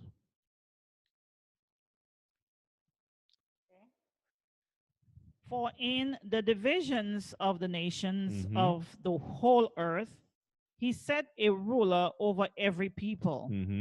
But Israel is the Lord's portion. That's the same thing as Deuteronomy. Is that correct? Yeah. Read.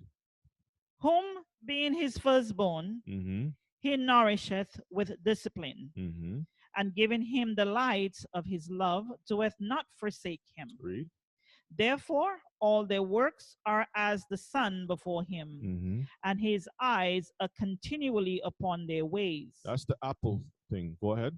None of their unrighteous deeds are hid from him, but all their sins are before Yahuwah.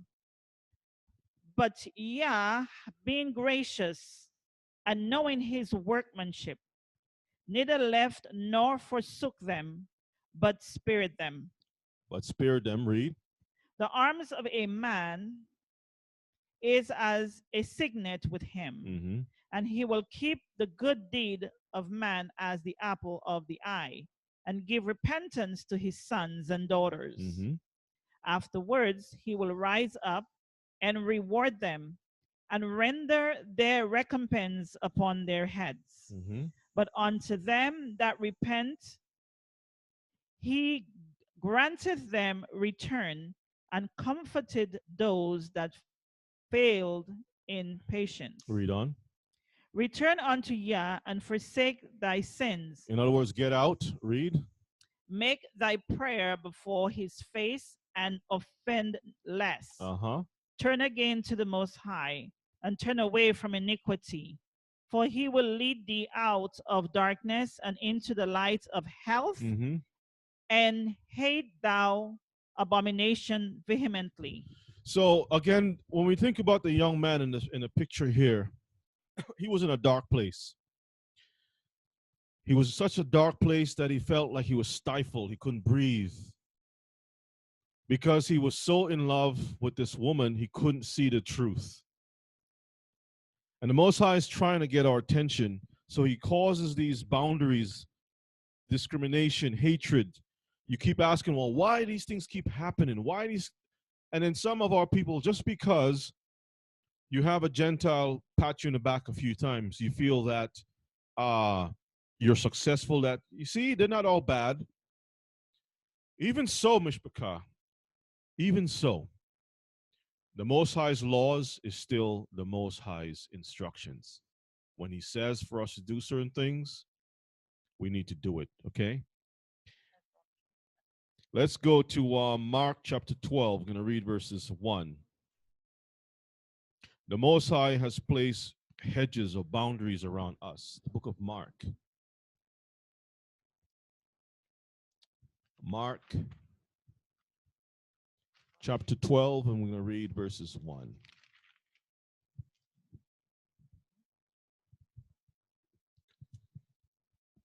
Go ahead and read.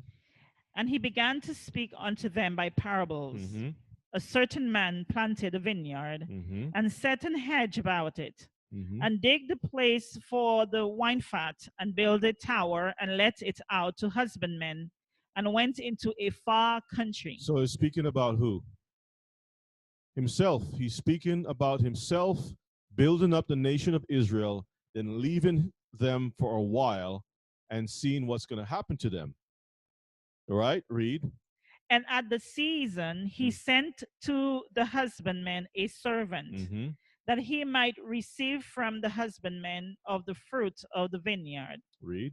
And they caught him and beat him and sent him away empty. Mm-hmm. And again he sent unto them another servant, and at him they cast stones, and wounded him in the head, and sent him away shamefully handled. That's all the prophets. Read. And again he sent another, and him they killed, and many others, beating some and killing some. That's the prophets. Read. Having yet therefore one son, he is well beloved. He Mm-hmm. sent him also last Mm-hmm. unto them, saying, They will reverence my son. Read. But those husbandmen said among themselves, This is the heir. Come, let us kill him, and the inheritance shall be ours. Remember, Yeshua said it was said in the book of John, chapter 11, if we don't put him to death, we're going to lose our position. Remember that? And so they said, well, the Bible says that they didn't realize that they were prophesying that the Messiah had to die for Judah and also for those that were scattered abroad, which is the 10 tribes of Israel. Same statement they made when they saw Joseph When coming. right, that's right. They said the same thing. Here comes the dreamer. Let's kill him. Let's kill him. Continue on. Yeah. And they took him and killed him and Mm-hmm. cast him out of the vineyard. What shall therefore the Lord of the vineyard do? Mm-hmm. He will come and destroy the husbandmen, and will give the vineyard unto others. Mm-hmm. And have he not read this scripture? The stone which the builders rejected is become the head of the corner. Mm-hmm. This is Yahuwah's doing, and it is marvelous in our eyes. Now let's leave that and see who this vineyard is all about. Let's go to Isaiah chapter 5. We're going to read from 5 to 7. Isaiah chapter 5. So we are a special people, but we have acted the fool. And the Most High has, we can see how the parable speaks of how he tried to protect us by building a hedge, keeping us separated from the other nations. But the others didn't care about us, and they broke down the barriers and told us about assimilating with the other nations. Remember the book of Maccabees speak about the leaders, the husbandmen, those leaders who were supposed to protect us. Even before the kingdom was divided, what did Solomon do? He married all these heathen women and made these contracts with he says, well, if I marry the daughters of Pharaoh, the daughter of the Canaanites, the daughter of this person, or whatever it is, it's not going to have any war among the nations, because who's going to wage war against their own little children that is here in the palace? And he kept peace through marriage. Bad idea. And so our leaders have failed because they tried to assimilate the whole nation. And the Most High says, no, I am your only Elohim. Be separate. Get out. So let's read Isaiah 5, verses 5 to 7. And now go to, I will tell you what I will do to my vineyard. Mm-hmm. I will take away the hedge thereof. Tell you what, let's read verses 1. Sorry, let's read from verses 1. Let's read from verses 1. So you'll see this is the same thing Yeshua was saying. This is the parable, Mishpachah. Mm-hmm. Let's start at verses 1. Now will I sing to my well-beloved a song of my beloved touching his vineyard. Mm-hmm. My well-beloved have a vineyard in a very fruitful hill.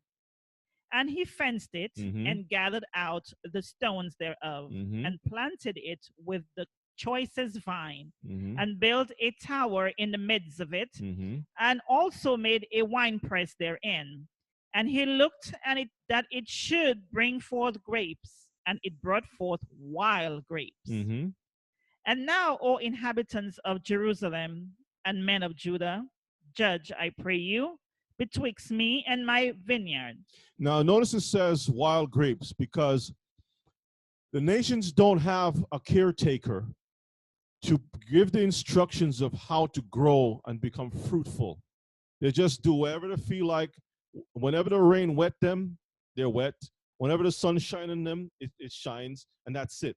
They grow based upon the field, just the wildness of nature. But when you have a husbandman that gives you instructions, this is how you grow. The Torah, to manage the garden, trim the trees, prune everything. Too many leaves over here. We want to bring more fruit. Let's cut that off. This is bad for you. Let me cut this off. Let me dig around. Let me do these things. This is how Israel was. So all the grapes are not all the grapes that belong to the Most High. Yes, there are grapes of the other nations, but there are grapes that pertain to Israel. And he's saying that we became like the wild grapes, okay, because we didn't keep the Torah. Now let's read on. Where did you stop? Verse 4. Read. No. What could have been done more to my vineyard that I have not done in it? Wherefore, when I looked that it should bring forth grapes, brought it forth wild grapes. And now go to, I will tell you what I will do to my vineyard. I will take away the hedge thereof, and it shall be eaten up, and break down the wall thereof, and it shall be trodden down. And I will lay it waste. It shall not be pruned nor digged, but there shall come up briars and thorns. I will also command the clouds, and that they rain no rain upon it. Read. For the vineyard of Yahuwah of hosts is the house of Israel. So the parable that Yeshua was speaking that's why he says about the scriptures. Remember he says about the scriptures, it was known about the scriptures, the stone that the builder has rejected has become the chief cornerstone. But when you go back into the scriptures, you get the full understanding about this parable. It's not a churchianity stuff he's bringing out. He has always been talking about his people, the failures of our people, the assimilation of our people. We want to be Greek, we want to be Romans, we want to be all these different things, but except Israel. Stay with our own people. Get out from among these other people. The vineyard is who? The house of Israel. Read. And the men of Judah his pleasant plant. And he looked for judgment, but behold oppression, for righteousness, but behold a cry. That's all. Let's read. Let me see if I want to. No, let's move on. Let's move on. Let's go to Deuteronomy chapter 2. Deuteronomy chapter 2. So the Most High placed boundaries, fences, to keep us separated from the other nations. He wanted to protect us. But sometimes we're told that is too harsh. Can you imagine having your own nation where you don't have to worry about reading labels and stuff? Everything is organic, fresh. Your children can go and play without perverts trying to molest them and all kind. Can you imagine that type of that is the kingdom of heaven, huh? Kidnap for body parts and all kind of madness, and worrying about, well, if I can't make it home, I got to spend some time at in a motel, and I got to worry about the sheets being dirty and full of all kinds of crazy stuff. Deuteronomy chapter 2 verses 1. Then we turned and took our journey into the wilderness by the way of the Red Sea, as Yahuwah spake unto me. And we compassed Mount Seir many days. Read from 1 to 6. And Yah spake unto me, saying, You have compassed this mountain long enough. You went around circles long enough. Turn you northward. Go north, read. And command thou the people, saying, You are to pass through the coast of your brethren, the children of Esau. Pass through the coast of your brethren Esau, read. Which dwell in Seir. And they shall be afraid of you. Take ye good heed unto yourselves, therefore. Meddle not with them. Do what? Meddle not with them. Leave them alone. Is that clear enough? Yes. Read. For I will not give you of their land. So we don't want England. We don't want France. That belongs to the French and the British people. Every country deserves to have their own space. Let them do their own thing. All right? Read on. No, not so much as a footbreadth. Because I have given Mount Seir unto Esau for a possession. Read on. You shall buy meat of them for money, that you may eat, and you shall also buy water of them for money, that you may drink. So as we pass in through, if you see some cows and you need some cows or sheep or whatever it is, you have the money from Egypt, you go ahead, you buy what you need and keep it moving. In other words, even though we have our own nation, it doesn't mean to say we can't trade with the other nations. So if the other nations have certain things and we says, okay, here's some money, just like Abraham did. He wanted a piece of property, here's some shekels. I wanted this well over here, here's some money. Whatever it is, he paid for it. And he kept it moving.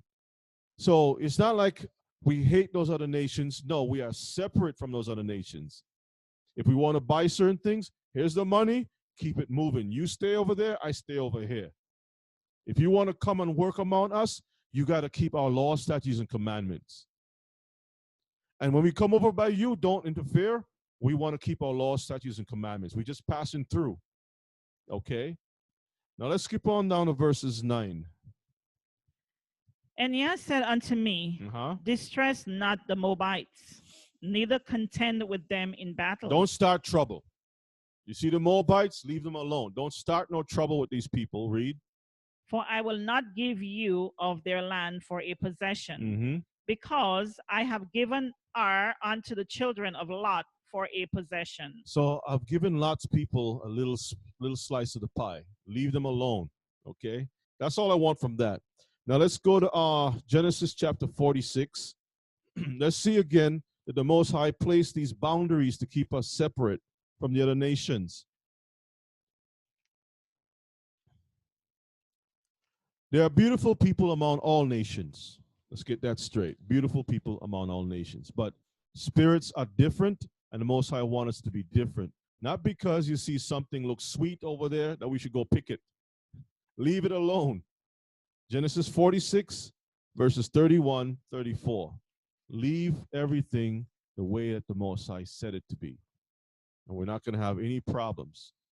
Genesis 46, verses 31 to 34. And Joseph said unto his brethren and unto his father's house, I will go up and show Pharaoh, and say unto him, My brethren and my father's house, which were in the land of Canaan. So we were in the land of Canaan, had our own thing going, but now we're among the Egyptians. Read. Come unto me. So now we're living in your place. Read. And the men are shepherds. We have our own business. Read. For their trade have been to feed cattle, and they have brought their flocks. We got our own separate stuff. Read. And their herds. And all that they have. Read. And it shall come to pass when Pharaoh shall call you and shall say, What is your occupation? That you shall say, Thy servants' trade have been about cattle from our youth even until now. So as Hebrews, we need to have our own trade to be separate from these other nations and teach our children so we can pass on this knowledge or learn a trade, develop yourself, and try to work such a way that we can pass something on to our children. Half the time, when we go to school and college or whatever it is, and we learn accounting, half the time we don't even teach our children that. You know what we do? We let somebody else teach our children the thing that we already went to school to learn. Does that make any sense? But the other nations now, they will teach the children how to run a business, how to have their own business. We teach our children how to serve other businesses that are set up, and that's wrong. Let's read. Both we and also our fathers, that you may dwell in the land of Goshen. For every shepherd is an abomination unto the Egyptians. So Joseph was very smart. He knew the protocols of Egypt. And to make Pharaoh, push Pharaoh in a position in the eyes of his people, to force Pharaoh to give us our own spot, he says, hey, we are shepherds. Because that type of a lifestyle is an abomination to the Egyptians. So there's a reason why a lot of our people are in ghettos. There's a reason why a lot of things is happening. But the problem is, while we have our own spots, what are we doing? We're supposed to develop ourselves, keep the Most High's laws, statutes, and commandments. But when we don't keep his commandments, the other nations move into our neighborhoods, set up their weave shop, set up their gas stations, their whatever it is, and sell us junk. Nonsense. They set up their little churches in our hoods. Let's go to 3 John 5 to verses 8. We'll try to pick up some speed here. 3 John. And I noticed that Sister Susanna says that the war started, looks like. The U.S., France, and the Brits are bombing Damascus. Uh-oh.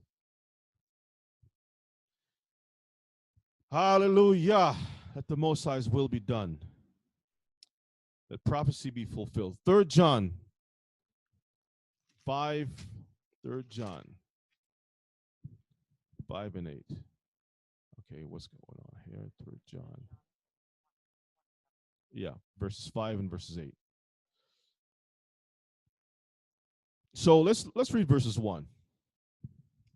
The elder unto the well-beloved Gaius, whom I love in truth. So this is a letter to Gaius. Read verses 2. Beloved, I wish above all things that thou mayest prosper and be in health, even as thy soul prospereth. For us to prosper and be in good health, we need to keep the Most High's laws, statutes, and commandments. Let's keep on down to verses 5. Beloved, thou doest faithfully whatsoever thou doest to the brethren and to strangers. So those that you know and those that you don't know, read. Continue down. Yeah. Which have borne witness of thy charity before the congregation, whom if thou bring forward on their journey after a godly sort, thou shalt do well. So he's saying that, be faithful to do good stuff, right? But let's look at verses 7. See what he says. Because that for his name's sake, they went forth. Who went forth? Those are the brethren, right? What did the brethren do when they went forth for the Messiah's sake? What did they do? Taking nothing of the Gentiles. They took nothing from the Gentiles. And this is not talking about Hebrews. They took nothing from them. Just like Abraham wandered, and he says, not even a shoestring I want from these people, these Sodomites. They took nothing from them. Read on. We therefore ought to receive such that we might be fellow helpers to the truth. We want this type of people around us so we all can be fellow helpers in the truth. People who can navigate, okay? That's all I want from that. Let's go to Tobit in the Apocrypha. Tobit. Let's look at some more stuff, brethren. Tobit 1 in the Apocrypha. We're going to read verses 10 and 11. And we're going to examine marriage too in the book of Tobit, because I know the temptation to marry amongst these people is very, very strong. But we need to be separate, Mishpachah. All right. Tobit chapter 1, verses 10 and 11. And when we were carried away captives to Nineveh, all my brethren and those that were of my kindred did eat of the bread of the Gentiles. Now, Tobit came from the tribe of Naphtali. Read verses 4. And when I was in mine own country, in the land of Israel, being but young, all the tribe of Naphtali, my father, fell from the house of Jerusalem, which was chosen out of all the tribes of Israel, that all the tribes should sacrifice there. It's talking about Judah was supposed to be the headquarters where the sacrifices were supposed to take place, okay? They were chosen out of all the tribes of Israel that the tribe should sacrifice in Judah. Read. Where the temple of the habitation of the Most High was consecrated and built for all ages. Verses 5. Now all the tribes which together revolted, and the house of my father Naphtali sacrificed unto the heifer Baal. Now let's get back down to verses, what was that again? 10. Read verses 10. And when we were carried away captives to Nineveh, all my brethren and those that were of my kindred did eat of the bread of the Gentiles. Why did they eat of the bread of the Gentiles? Because we saw how they sacrifice unto Baal. So once your spirit is broken into confusion, when you go among the Gentiles, you're going to eat the Gentiles' food. But there were a few people who didn't do it. Let's see verses 11. But I kept myself from eating. But he kept himself separated. Verses 12. Because I remembered Yahuwah with all my heart. Not some, but all his heart. Now let's see what he did about marriage. Let's go to chapter 5, Tobit chapter 5, and let's read verses 12 and 13. Tobit 5, 12 and 13. Then he said, I am Azarias, the son of Ananias the great, and of thy brethren. Then Tobit said, Thou art welcome, brother. Be not now angry with me, because I have inquired to know thy tribe and thy family. For thou art my brother, of an honest and good stock. So he's saying, I don't want to offend you, but I want to make sure that we are, check everything out. I want to check the credentials to make sure that you are Hebrew. Good stock, right? Read. For I know Ananias and Jonathanas, I guess, sons of the great Samarias, and we went together to Jerusalem to worship and offered the firstborn and the 10th of the fruits. And they were not seduced with the error of our brethren. My brother, thou art of a good stock. Now let's read let's read chapter 4, verses 12. Chapter 4, Tobit 4 and verses 12. Beware of all whoredom, my son, and chiefly take a wife of the seed of thy fathers, and take not a strange woman to wife, which is not of thy father's tribe. Read. For we are the children of the prophets. This is the reason why they were trying to enforce what you call discrimination. Meaning to be what? Separate and to be sieved, shaken, right? Removing things from amongst you so you can be unique, a peculiar people. That's what discrimination is all about. The Most High put all these things here to keep us separate, to protect us. He want to punish us, but he want to preserve us at the same time. For we are the children of who? The prophets. Noah, Abraham, Isaac, and Jacob. Remember, my son, that all fathers from the beginning, even that they all married wives of their own kindred, and were blessed in their children. No, were cursed. They were blessed in their children. Had mental problems. They were blessed in their children. Spirits, angels are fighting with them. They were blessed in their children. I got to bring them to the psychiatrist to figure out what's wrong with them. No. ADD. You know what ADD is? An angel demon. Read. And their seed shall inherit the land. And their seed shall do what? Inherit the land. Verses 13. Now, therefore, my son, love thy brethren. Love who? Love thy brethren. So why are we always hating our own people, despising our people? Read. And despise not in thine heart thy brethren, the sons and daughters of thy people, in not taking a wife of them. So we look at our people and we says, man, I can't marry this people. And we start looking outside of Israel and we want to go marry other people. He says, don't despise, right, in taking a wife from them. Read. For in pride is destruction. Oh, I don't want to marry no girl or no guy from the hood, or I don't want to marry such and such, or whatever. I don't want to marry because I am an athlete. I am a musician. I'm this and that. I'm an actor. I'm wealthy. I got all this money. So I don't want to go back and look to our people anymore. I've moved up in life, in society. That's pride, he's saying. For pride is what? For pride is destruction and much trouble. Some trouble. Much trouble. Look at Bill Cosby. He's in court trying to keep his pennies together. Why? Because he messed around with all kinds of heathen women, and once in a while he threw a Hebrew female in there.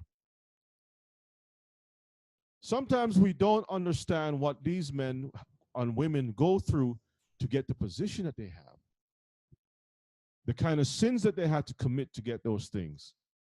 And then they want to sit down like Oprah, talk about spirituality, or look like Tyler Perry and talk about God stuff.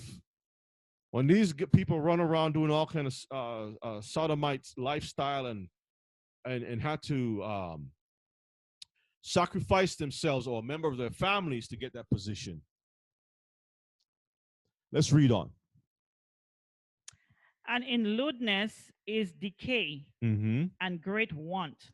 For lewdness is the mother of famine. Lewdness is the mother of famine. Now we already read, did we read Baruch 3? Let's take a look at Baruch. Let's read Baruch chapter 3. And we're going to read, it was Baruch 6 that we read, right? Okay, so we don't need to go back there. Let's go to Baruch 3, and we're going to read 35 and 36. Baruch 3, 35 and 36. Go ahead and read. This is our Elohim, and there shall none other be accounted of in comparison of him. So let's look at doctrines now. If we realize that there's no one compared to our Elohim, why are we mixing ourselves with other gods or other religions? Okay, let's read. He have found out all the way of knowledge. So he found all the way of knowledge. So there's no, what do you call it, evolution? Scientology, all this madness, okay, Buddha, you name it, all that is nonsense. He found all the way of knowledge. So when we don't look to science to be our wisdom, we will understand it. If you tinker with life and you take a gene from this and move it over here, you're gonna have cancers, you're gonna have problems. When you take one stone out from the house, the foundation is gonna collapse. When you take one little pin out of the bridge is going to collapse. One thread out of the fabric, the whole thing is going to unravel. You continue just doing one little thing, it's going to start to mess with everything else. He have found all the way of knowledge, read. And have given it unto Jacob, and his have servant. given it to who? Jacob, his servant, and to Israel, his beloved. So why do we go to church? When they have fabricated bits and pieces, cherry pick whatever they want, but the Most High says he has found all, not some cherry pick stuff, and given that to one people, not a denomination, Mishpachah. He didn't give it to a Baptist or whatever it is. That is the people of Europe who put together their little groups and formed these things like Calvinism, Lutheran Church. That's Martin Luther. You name it, okay? Anglican, that's from the Church of England. He have given it unto his servant Jacob, verses 37. Afterward did he shew himself upon earth and converse with men. He showed himself unto Israel and conversed with Israel. Let's go back up to verses 9 to 13. Same Baruch, but we're going to read from verses 9. Listen to this. Hear, Israel, the commandments of life. The commandments of life. Read. Give ear to understand wisdom. How happeneth it, Israel, that thou art in thine enemy's land, that thou art waxen old in a strange country, that thou art defiled with the dead? In the movie Get Out, you had this Hebrew guy with the straw hat on. As a gardener, I guess he was, and he suffered in an instant. He suffered this nosebleed because he was like, he had a dead spirit within him, and he was wrestling trying to get the truth out, and he just get out. His nose started to bleed because his brain was exerting. He was going through great trauma because he was defiled with the dead. Remember, the dead body of this man, of a Gentile, was placed inside of this Hebrew. The ways and thinking of the heathen has defiled us. Their doctrine is killing us. It's not bringing anything good for us. We're being defiled with the dead. Read. That thou art counted with them that go down into the grave. And now we're counted the same curses that the heathen has for them, the same punishment. We got it too. The disease, we got it too. They say if you lay down in a bed with a dog, you'll rise up with ticks or fleas or something, right? Read. Thou hast forsaken the fountain of wisdom. You have forsaken the fountain of wisdom. Let's read down to verses 13. For if thou had walked in the way of Yah, if we had walked in the church, in the way of Yahuwah, thou shouldest have dwelled in peace forever. If we had stayed in our scriptures, we would have had peace, shalom lifestyle forever. Let's leave that and go to Baruch 4, verses 1 and 3. This is the book of the commandments of Yah, and the law that endureth forever. For a short time. Forever. Read. All they that keep it shall come to life, but such as live it shall die. Turn thee, O Jacob, and take hold of it. Did he say the whole world? No. It says Jacob. It says Jacob. Read. Turn thee, O Jacob, and take hold of it. Walk in the presence of the light thereof. So it says to teshuvah, turn, repent, turn around and go back to the commandments. Get out of the churches. The young man was in a house. He was stuck. He was dying. And if it wasn't for someone who was able to pull him out of that situation, he would have been gone. So he turned and got out of that place, right? Read. Walk. Walk in the presence of the light thereof, that thou mayest be illuminated. Give not thine honor to another, nor the things that are profitable unto thee to a strange nation. Some of our men are giving the seed, the sex, to other women. The holy seed. Some of the women are accepting in their holy bodies the seed of other nations. We are accepting the doctrines of other nations. We are taking the lifestyle, everything, the programs, the social events. We are basically absorbing the other nations into our lives. He says, don't take those things, but hold on to the things that are profitable for us. Okay.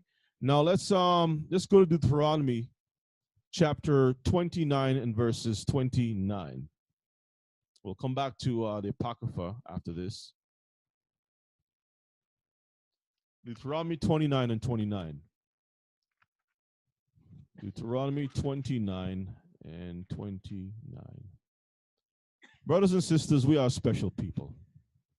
And I know it's going to be repeated over and over, but we have to understand this. And you know, the Most High has been really blessing us. In these last days, He has been doing wonders in us. And He's going to protect us as He did back in the old days in Goshen and cause our grass to be green while He's destroying all the other nations. He's going to protect us. Okay? Deuteronomy chapter 29 and verses 29. Read. The secret things belong unto Yahuwah our Elohim. But those things which are revealed belong unto us and to our children forever, that we may do all the words of this law. The things that will reveal is His Torah.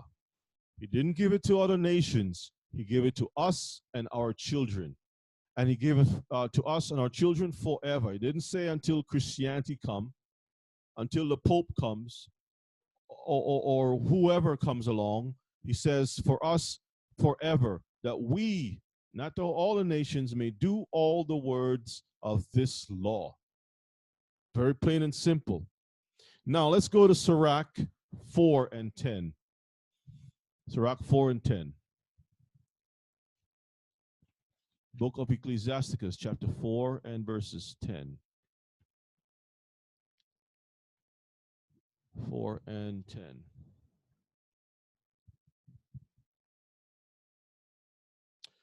Yeah, Sister Susanna, you're right. That the people are wicked. They watch what's happening in Yemen, what the afflicted and over there, and there's nothing in Yemen that they would fight for. So they have an agenda. They'll prefer to go to Damascus. Sirach 4, and what did I say?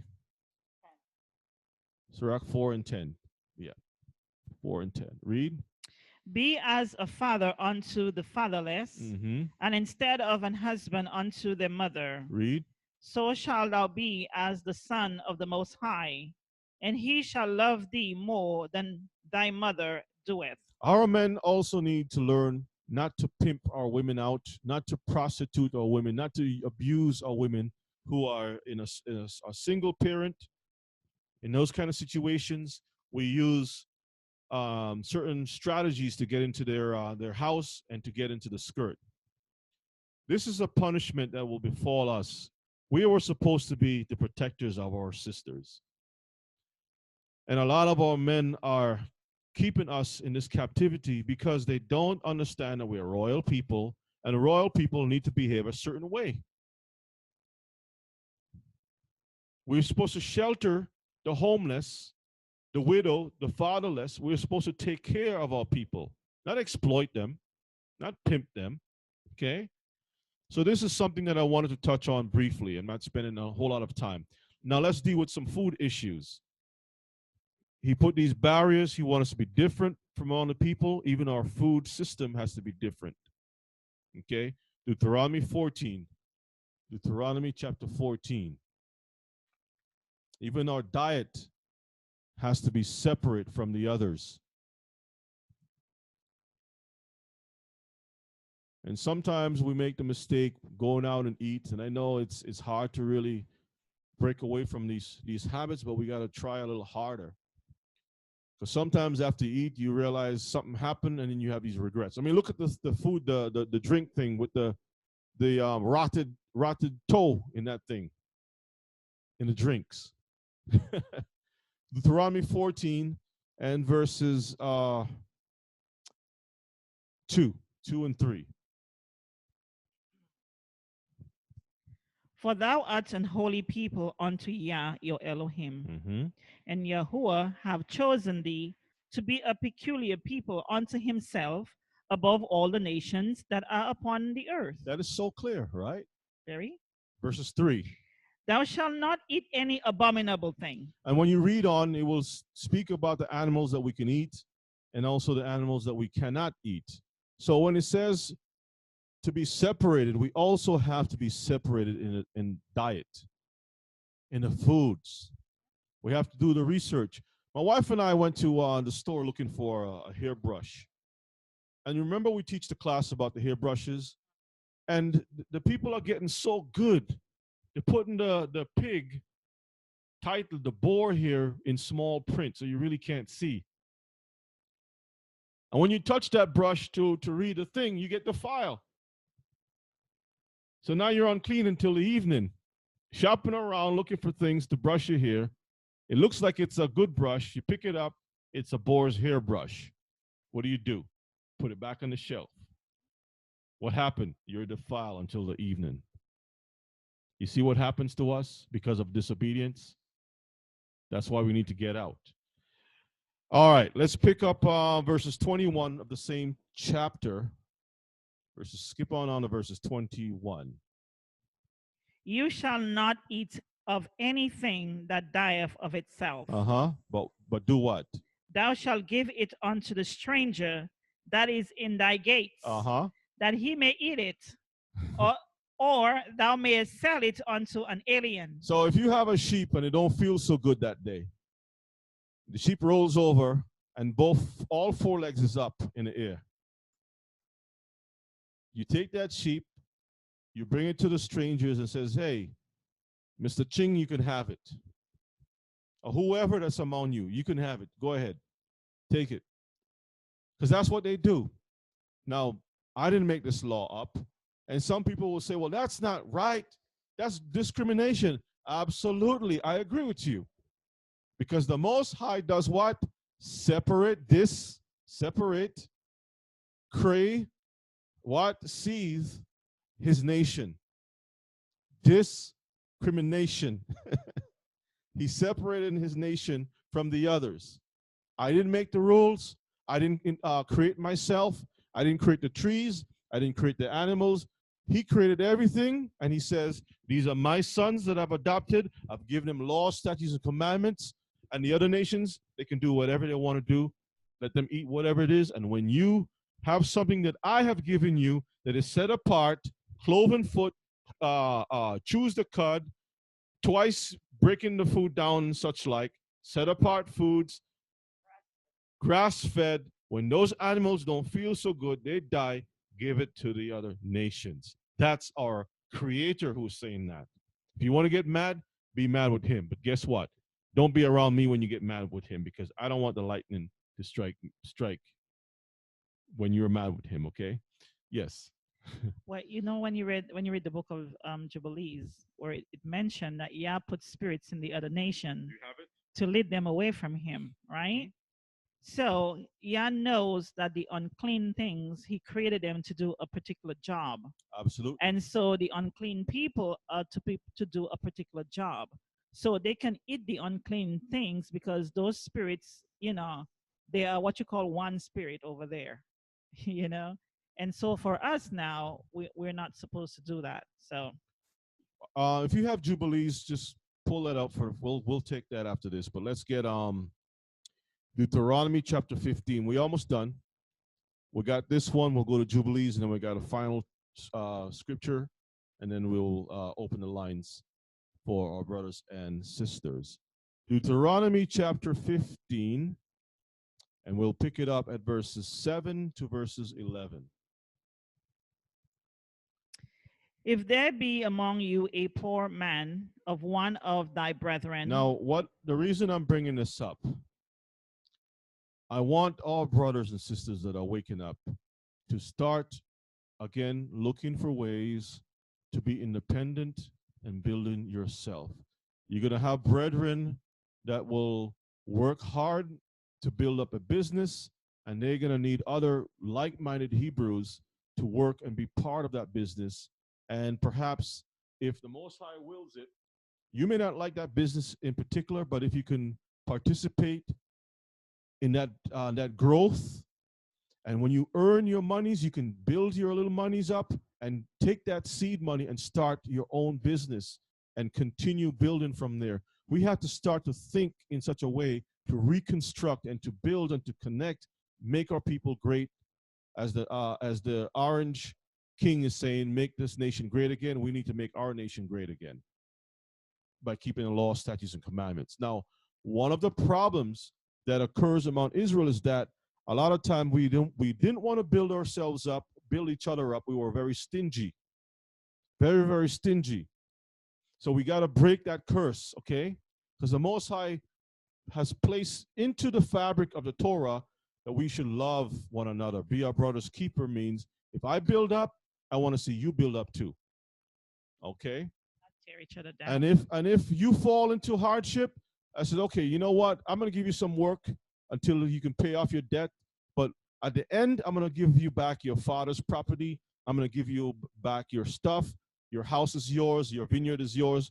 That's the law, statutes, and commandments. It was a perfect system. And we messed that up.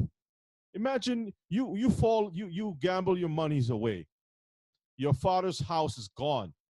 Been in your family for generations. Now you're in debt. You have to work for whoever that you owe the money to. And the Most High put in there a stipulation saying at the end of a certain time, everything that belongs to your father is going to return back to you. I got to turn it back over to you. I was able to grow my crops and do different things. I made my money off of your property, but now I'm going to turn the property back to you so you can have an inheritance. That's perfect. That was the Most High's form of bankruptcy. You see how it worked? But look what happened with Israel. 15:7-11.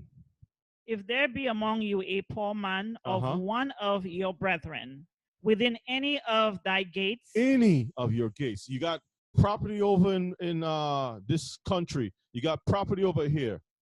Wherever you got property, read. In thy land which Yah, your Elohim, giveth thee. Who's the one giving you the property? Yah does. So we have to be mindful of that. The blessings that we receive is not our own. They come from the Most High. Amen. Okay, read. Thou shalt not harden thine heart. Don't block. Don't put up barriers, okay? Read. Nor shut thine hand from thy poor brother. The only barriers we should have is against the heathen. But you know, we would like to go and throw our money to the heathen before we work with our brethren. That's why the Most High kicked us out.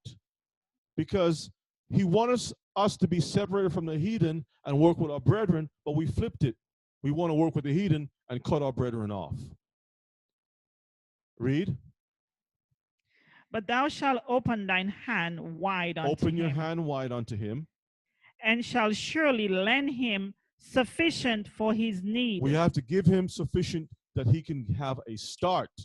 I mean, you're not going to have all the stoves lit and have the oven going for him, and you got to chop the wood. All you need is to give him a little pilot light.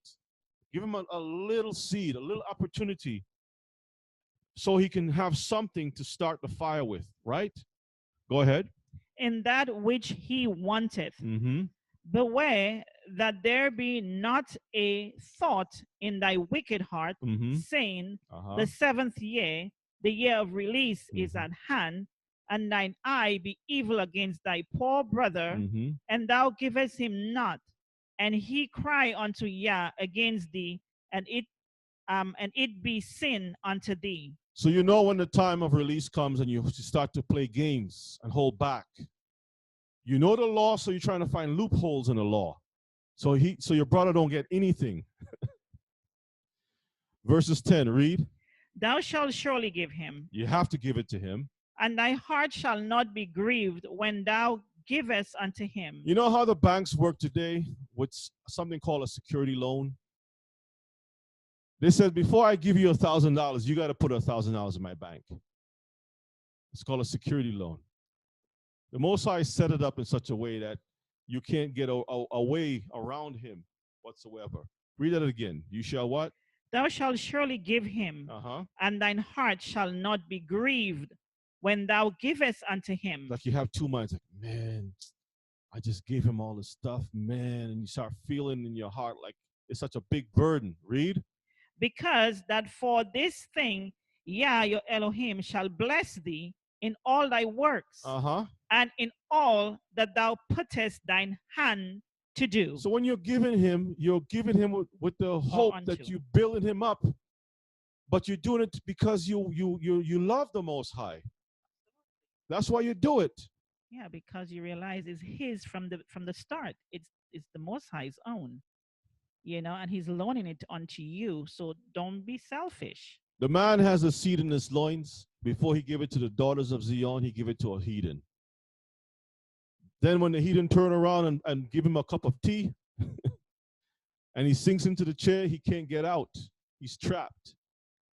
Your inheritance goes to the heathen. They're using your body.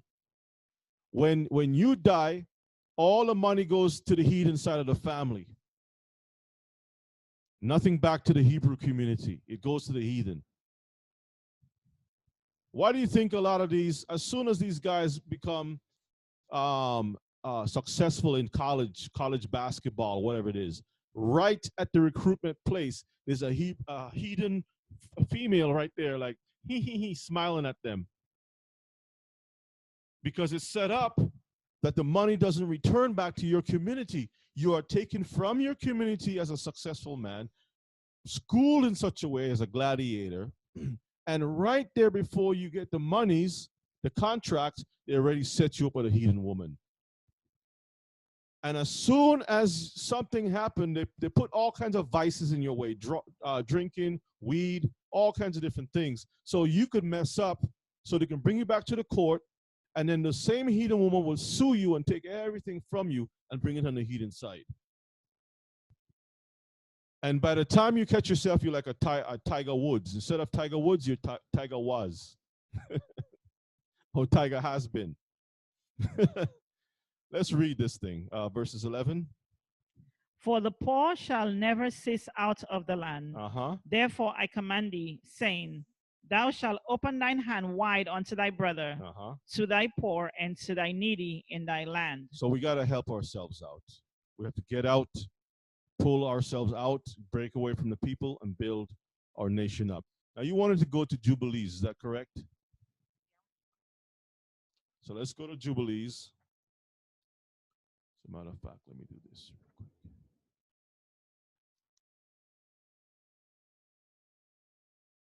Okay, so let's go to Jubilees. Let me do this. Book of Jubilees. What chapter? You don't remember? Let me see if I can grab my Jubilees. Where is my Jubilees? You got it? Okay, what is it? Chapter 15. Okay.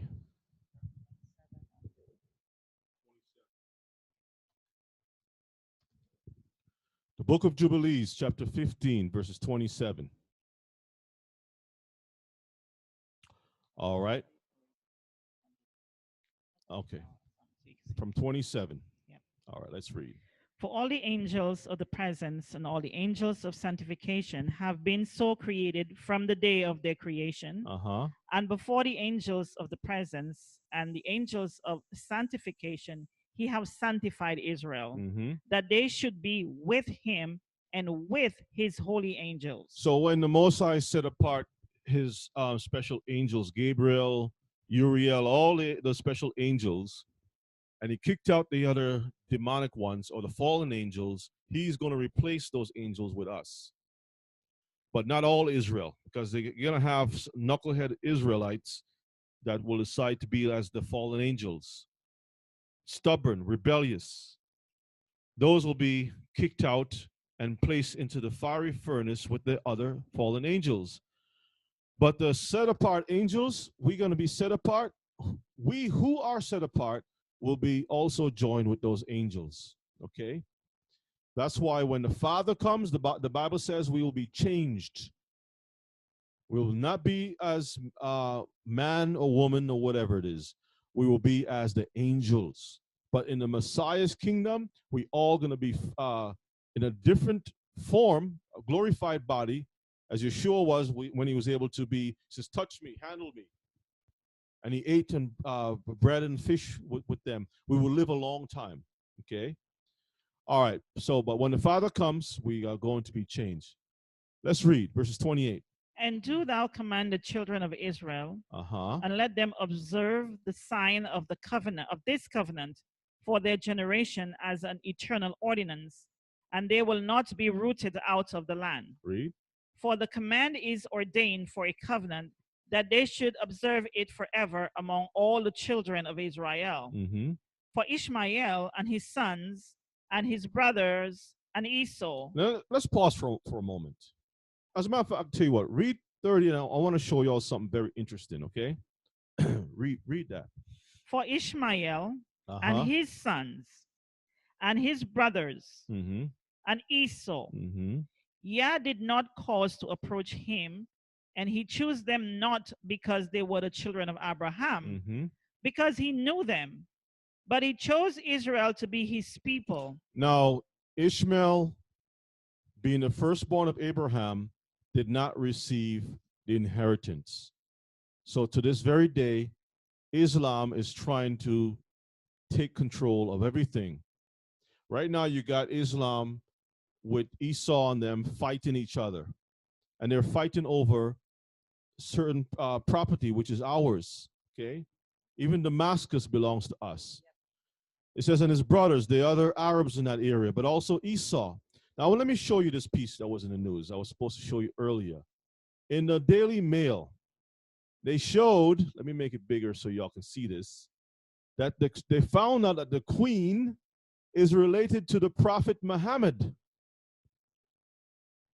Historians believe Elizabeth II is a descendant of the founder of Islam, after tracing her family tree back 43 generations. Take a look at this, the thing here. See the Muhammad, right? And the family tree going all the way down through Spain, Isabella and them of Castile. Okay, to the Holy Roman Empire. And then they married, the royalty of Europe married each other, because you see what happened is when the Moors came into southern Europe and ruled there for about almost 1,000 years, they took the princesses of those European nations as concubine and whatnot and raised up seed. That's why you find eventually the Muslims started to become more lighter skinned, and blah, blah, blah, and so forth, okay? When they started to marry these people, then when they left, those princes and princesses or whatever that remained behind married back into the family of Europe. And this is what they're saying here. So you can see Queen Elizabeth right here in the bottom, tracing her roots all the way back to Muhammad. Look at her. You see? So they have the history. Now, let's go back to Jubilees. Let me close this out. Let's go back to Jubilees. Isn't it interesting that it... Yeah, because remember Esau had married Ishmael's daughter too. So that's right. Yeah. What verse are you on again? Verse 31. Uh-huh. And he sanctified it and gathered it from among all the children of men. For there are many nations and many peoples, and all are his. So you have all these sons, all these men, like I said about the orphanage, all these people. And over all have he placed spirits in authority to lead them astray from him. He says, and over all of these people, these nations, he placed spirits in authority. Authority means that they control these nations. They run these nations, principalities and powers in diverse places, wickedness, right? Rulers of the darkness, an authority to lead them astray. They believe in Easter. When we go among these nations, what do we want to do? We want to buy the chocolate bunnies. That's the problem with our people. Shopping carts full of Christmas goods. 4th of July, Thanksgiving, Valentine's Day, all these pagan holidays. Okay, let's read. But over Israel, he did not appoint any angel or spirit. For he alone is their ruler. He alone is our ruler. And he will preserve them and require them at the hand of his angels and his spirits, and at the hand of all his powers in order that he may preserve them and bless them, and that they may be his, and he may be theirs from henceforth forever. So it's sad to see how the brother in this movie was, or the other people in the movie was so trapped. They can see that they're already gone. They're already possessed with this other body. And all it can do is just bleed from the nose and cry from the eyes. But the other guy was able to get out just in a nick of time. I don't even like to use that word nick of time because nick is reference to the devil. Just to let you all know. Okay. Anyway, Proverbs chapter 21 and 16, my final words. And then we'll open up the lines for those of you who want to say something. The book of Proverbs,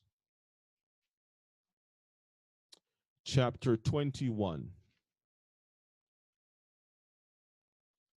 Proverbs 21. Mishpachah, let's do the best we can. We're trying. And also, just to let you all know, please come out at noon and support our two brothers who are holding up the banner for Israel through prayer. Some of you all, as I said before, and I'll keep hammering it, will wait until the flames is on your feet. And then you want to ask and request for prayer. Don't do that. Make it your business. If you can't do it every day, at least make an effort, okay? Come on in and pray.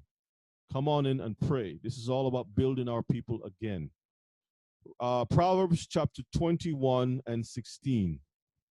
What does the book say? The man that wandereth out of the way like this brother right here, the man that wandereth out of the way of understanding shall remain in the congregation of the dead. Shall remain in the congregation of the who? The dead. Because the Torah is to be life for us. When the rich man says, "What good master, what good thing can I do to inherit life?" Keep the commandments. He says, keep the commandments. So Mishpachah, I'm urging our brothers and sisters to please get out. Get out, get out, get out from here, okay? And let us start building ourselves again. The scriptures is our book. This is our way of life. Teach our children well.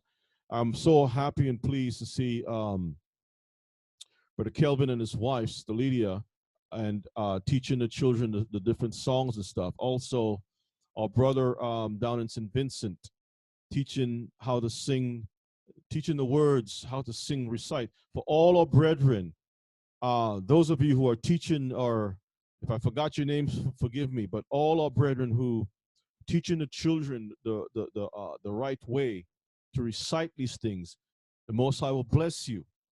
Okay, he will lift you up. That's what we need to do. And so these are the words I leave with you in the name of our King. Let us get ourselves out from among these nations, Mishpachah, and not be partakers of other men's sins. So the line is open for those of you who would like to say something. Take a few minutes and let me see. I see someone want to say something. Brother St. John, I'm going to move you over. So when you move over, you can grab the microphone and share your thoughts. Let me move Elder over.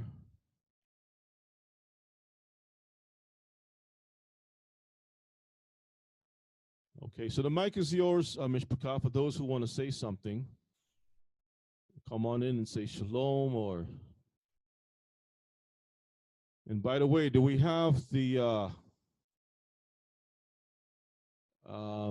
Hebrew from the Netherlands on the line? If you are, you can come on and say shalom. Okay, brother St. John, let's open up the mic for you. Unmute. Okay. Shalom, brother. The mic is all yours. What's on your mind? Shalom. All right. Good night, everyone. Good night, brother. Zephaniah. Yeah. I have a question. Mm-hmm. So a lot of times, right, I pretty much do it myself when I pray. I said, Most High to send a guardian angel, around me to protect me when I sleep and when I go outside and so forth. But based on whatever you explained just now, is it a wrong that I've been doing for saying that? Because it says that the angels and his prayer are given to the Gentiles and the Most High is ours. No, you're not wrong in what you're asking. You're asking him to send his set apart angels to guide. But see, the reason why it's written that way is to let you know that those angels come in the name of the Most High, in his name. And then,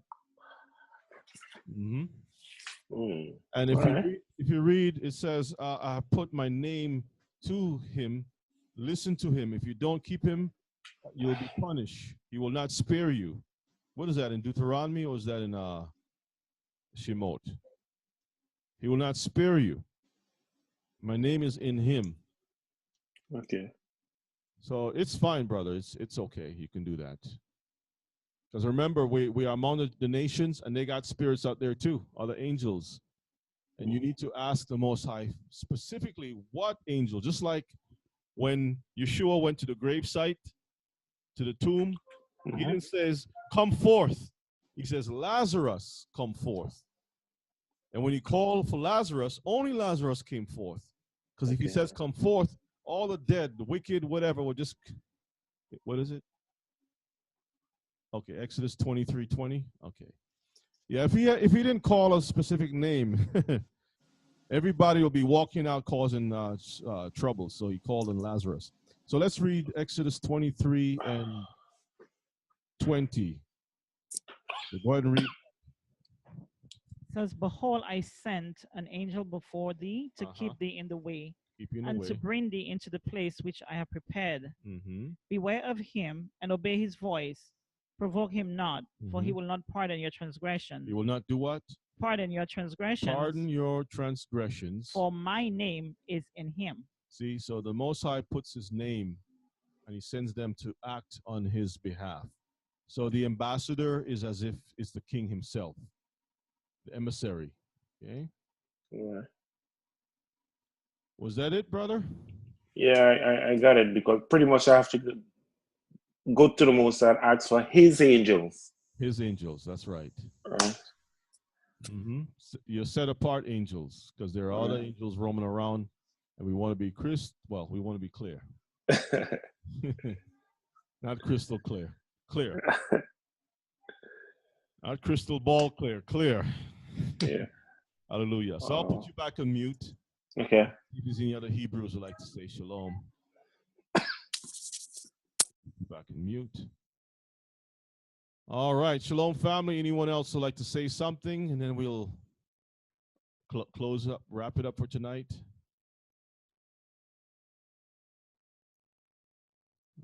Okay. Let's see.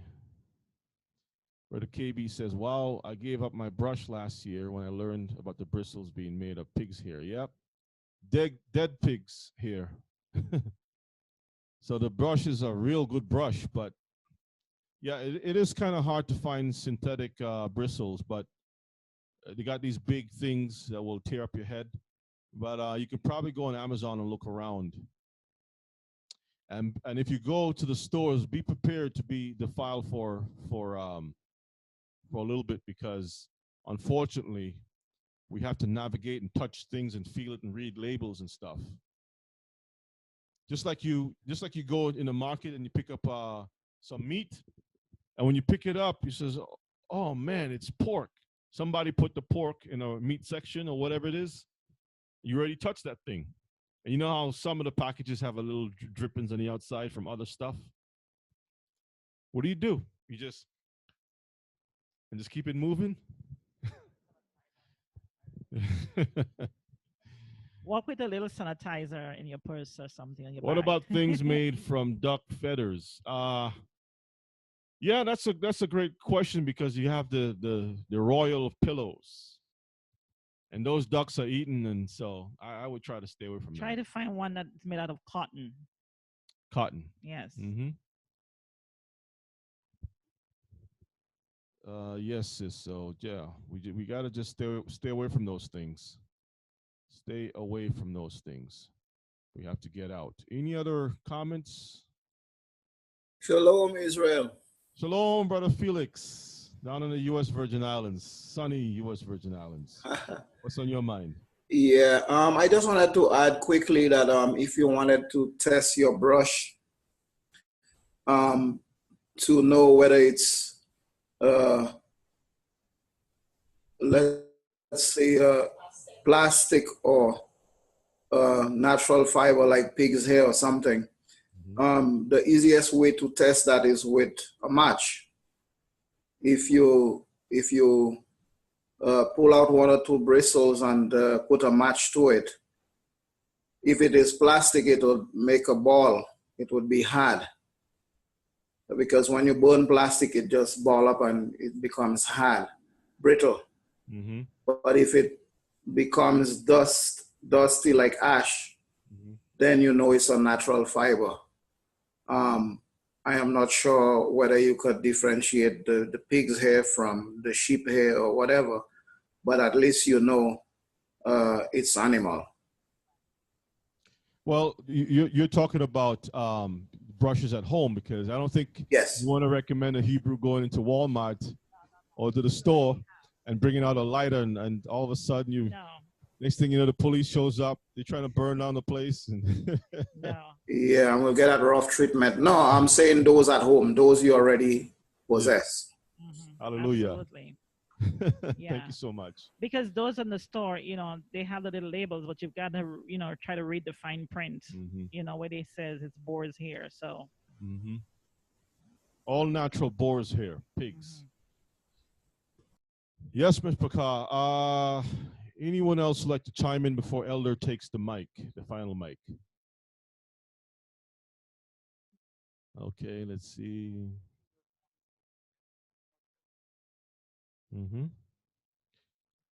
Okay, so I guess that's it.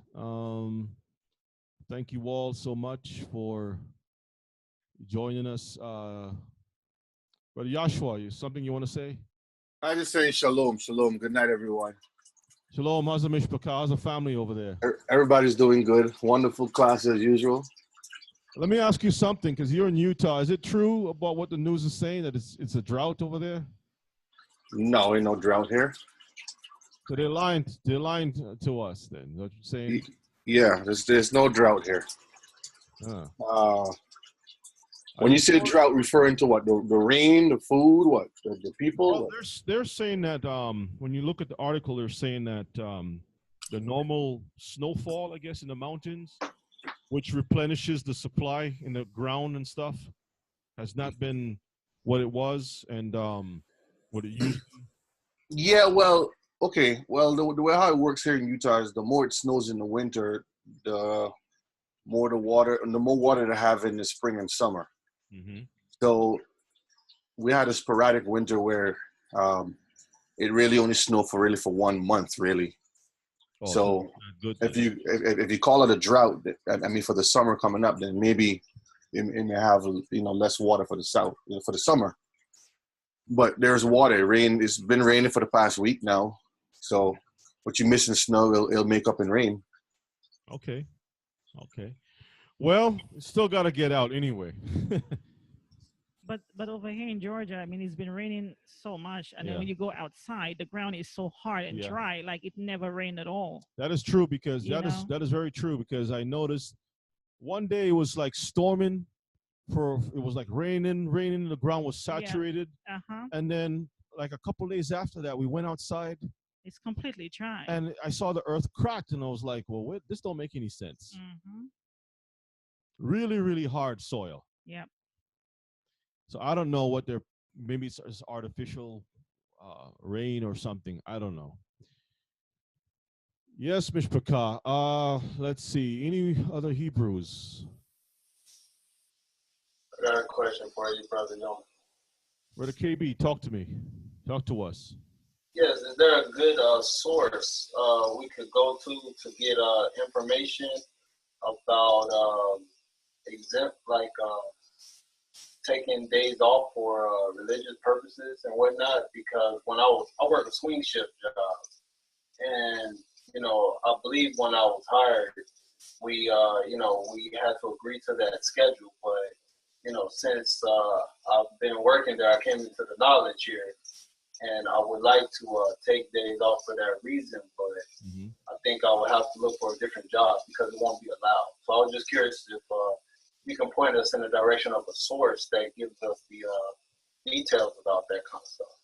Well, the law does allow you to have those set apart days off, and just send me an email, and I'll give you a letter so you can bring to your boss, because the HR department's supposed to allow you, as long as you do not cause any major disruption in terms of productivity, they should be able to allow you to have the time off. So in the letter, it gives you the law and stuff, and a lot of our brethren has actually utilized the letter, and even our brother in Germany uses the letter too. Okay. So if you send me an email, you'll have to put your plantation name on the letter in the email, so I can put the name that is used on your job, and then I can send it out to you as soon as possible. All right, thank you. You're welcome. Shalom. Okay, so we will end it here. Elder.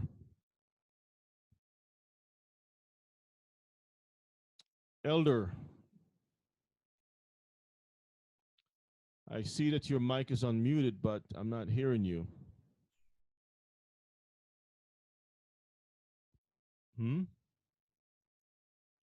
Okay, if Elder is not able to pray, I will ask Brother Felix. Brother Felix, do you mind coming in and closing out with prayer? Leah, turn off your water. I think, I think Elder had problems the last week. I'm not sure what's happening with his mic. So, Brother Felix, take us out in prayer. Heavenly Father, in the name of Yeshua, Messiah, our King and Savior, the one who died to restore Israel to our position of kingship, we thank you, Father, for your mercies towards us, in that while we were yet sinners, Yeshua died for us. We thank you, Father, for a beautiful day, another wonderful study. We pray, oh Father, that your Spirit would continually guide your people.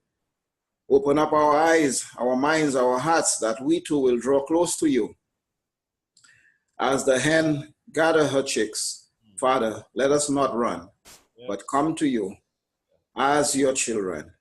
Father, bless us as we go to our different abodes, as we separate from one another at this time. May your Spirit keep us, that we too might gather again to learn and speak your words. Be with us. We say thanks in the name of Yeshua Messiah, our King and Savior. Amen. Hallelujah. Hallelujah. All Amen. praises. And I want the Mishpachah to remember the sound of that voice, because on Shabbat, Brother Felix will take the baton, and he will be the teacher for Shabbat. All praises to our King. He has a lot of things to help our Hebrew nation to learn about our set-apart days and stuff, our calendar, the day, the night, the day, the evening, the morning, Enoch calendar, all of that stuff. He's going to be tackling that to the best of his ability. So all praises to our King. So with that says, Mishpachah, we're going to say shalom.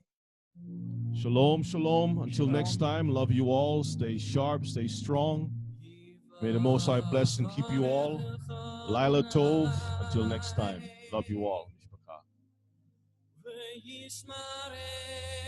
Shalom, shalom. Long. Shalom. Shalom. Shalom. Shalom, everybody. Shalom. Shalom, everybody. Shalom. Shalom. Shalom, brother. Shalom. Shalom, my sister. Shalom. Shalom, shalom. Shalom. Shalom tomorrow at noon. Shalom. Shalom, shalom. Lila Tov, love you all. Shalom,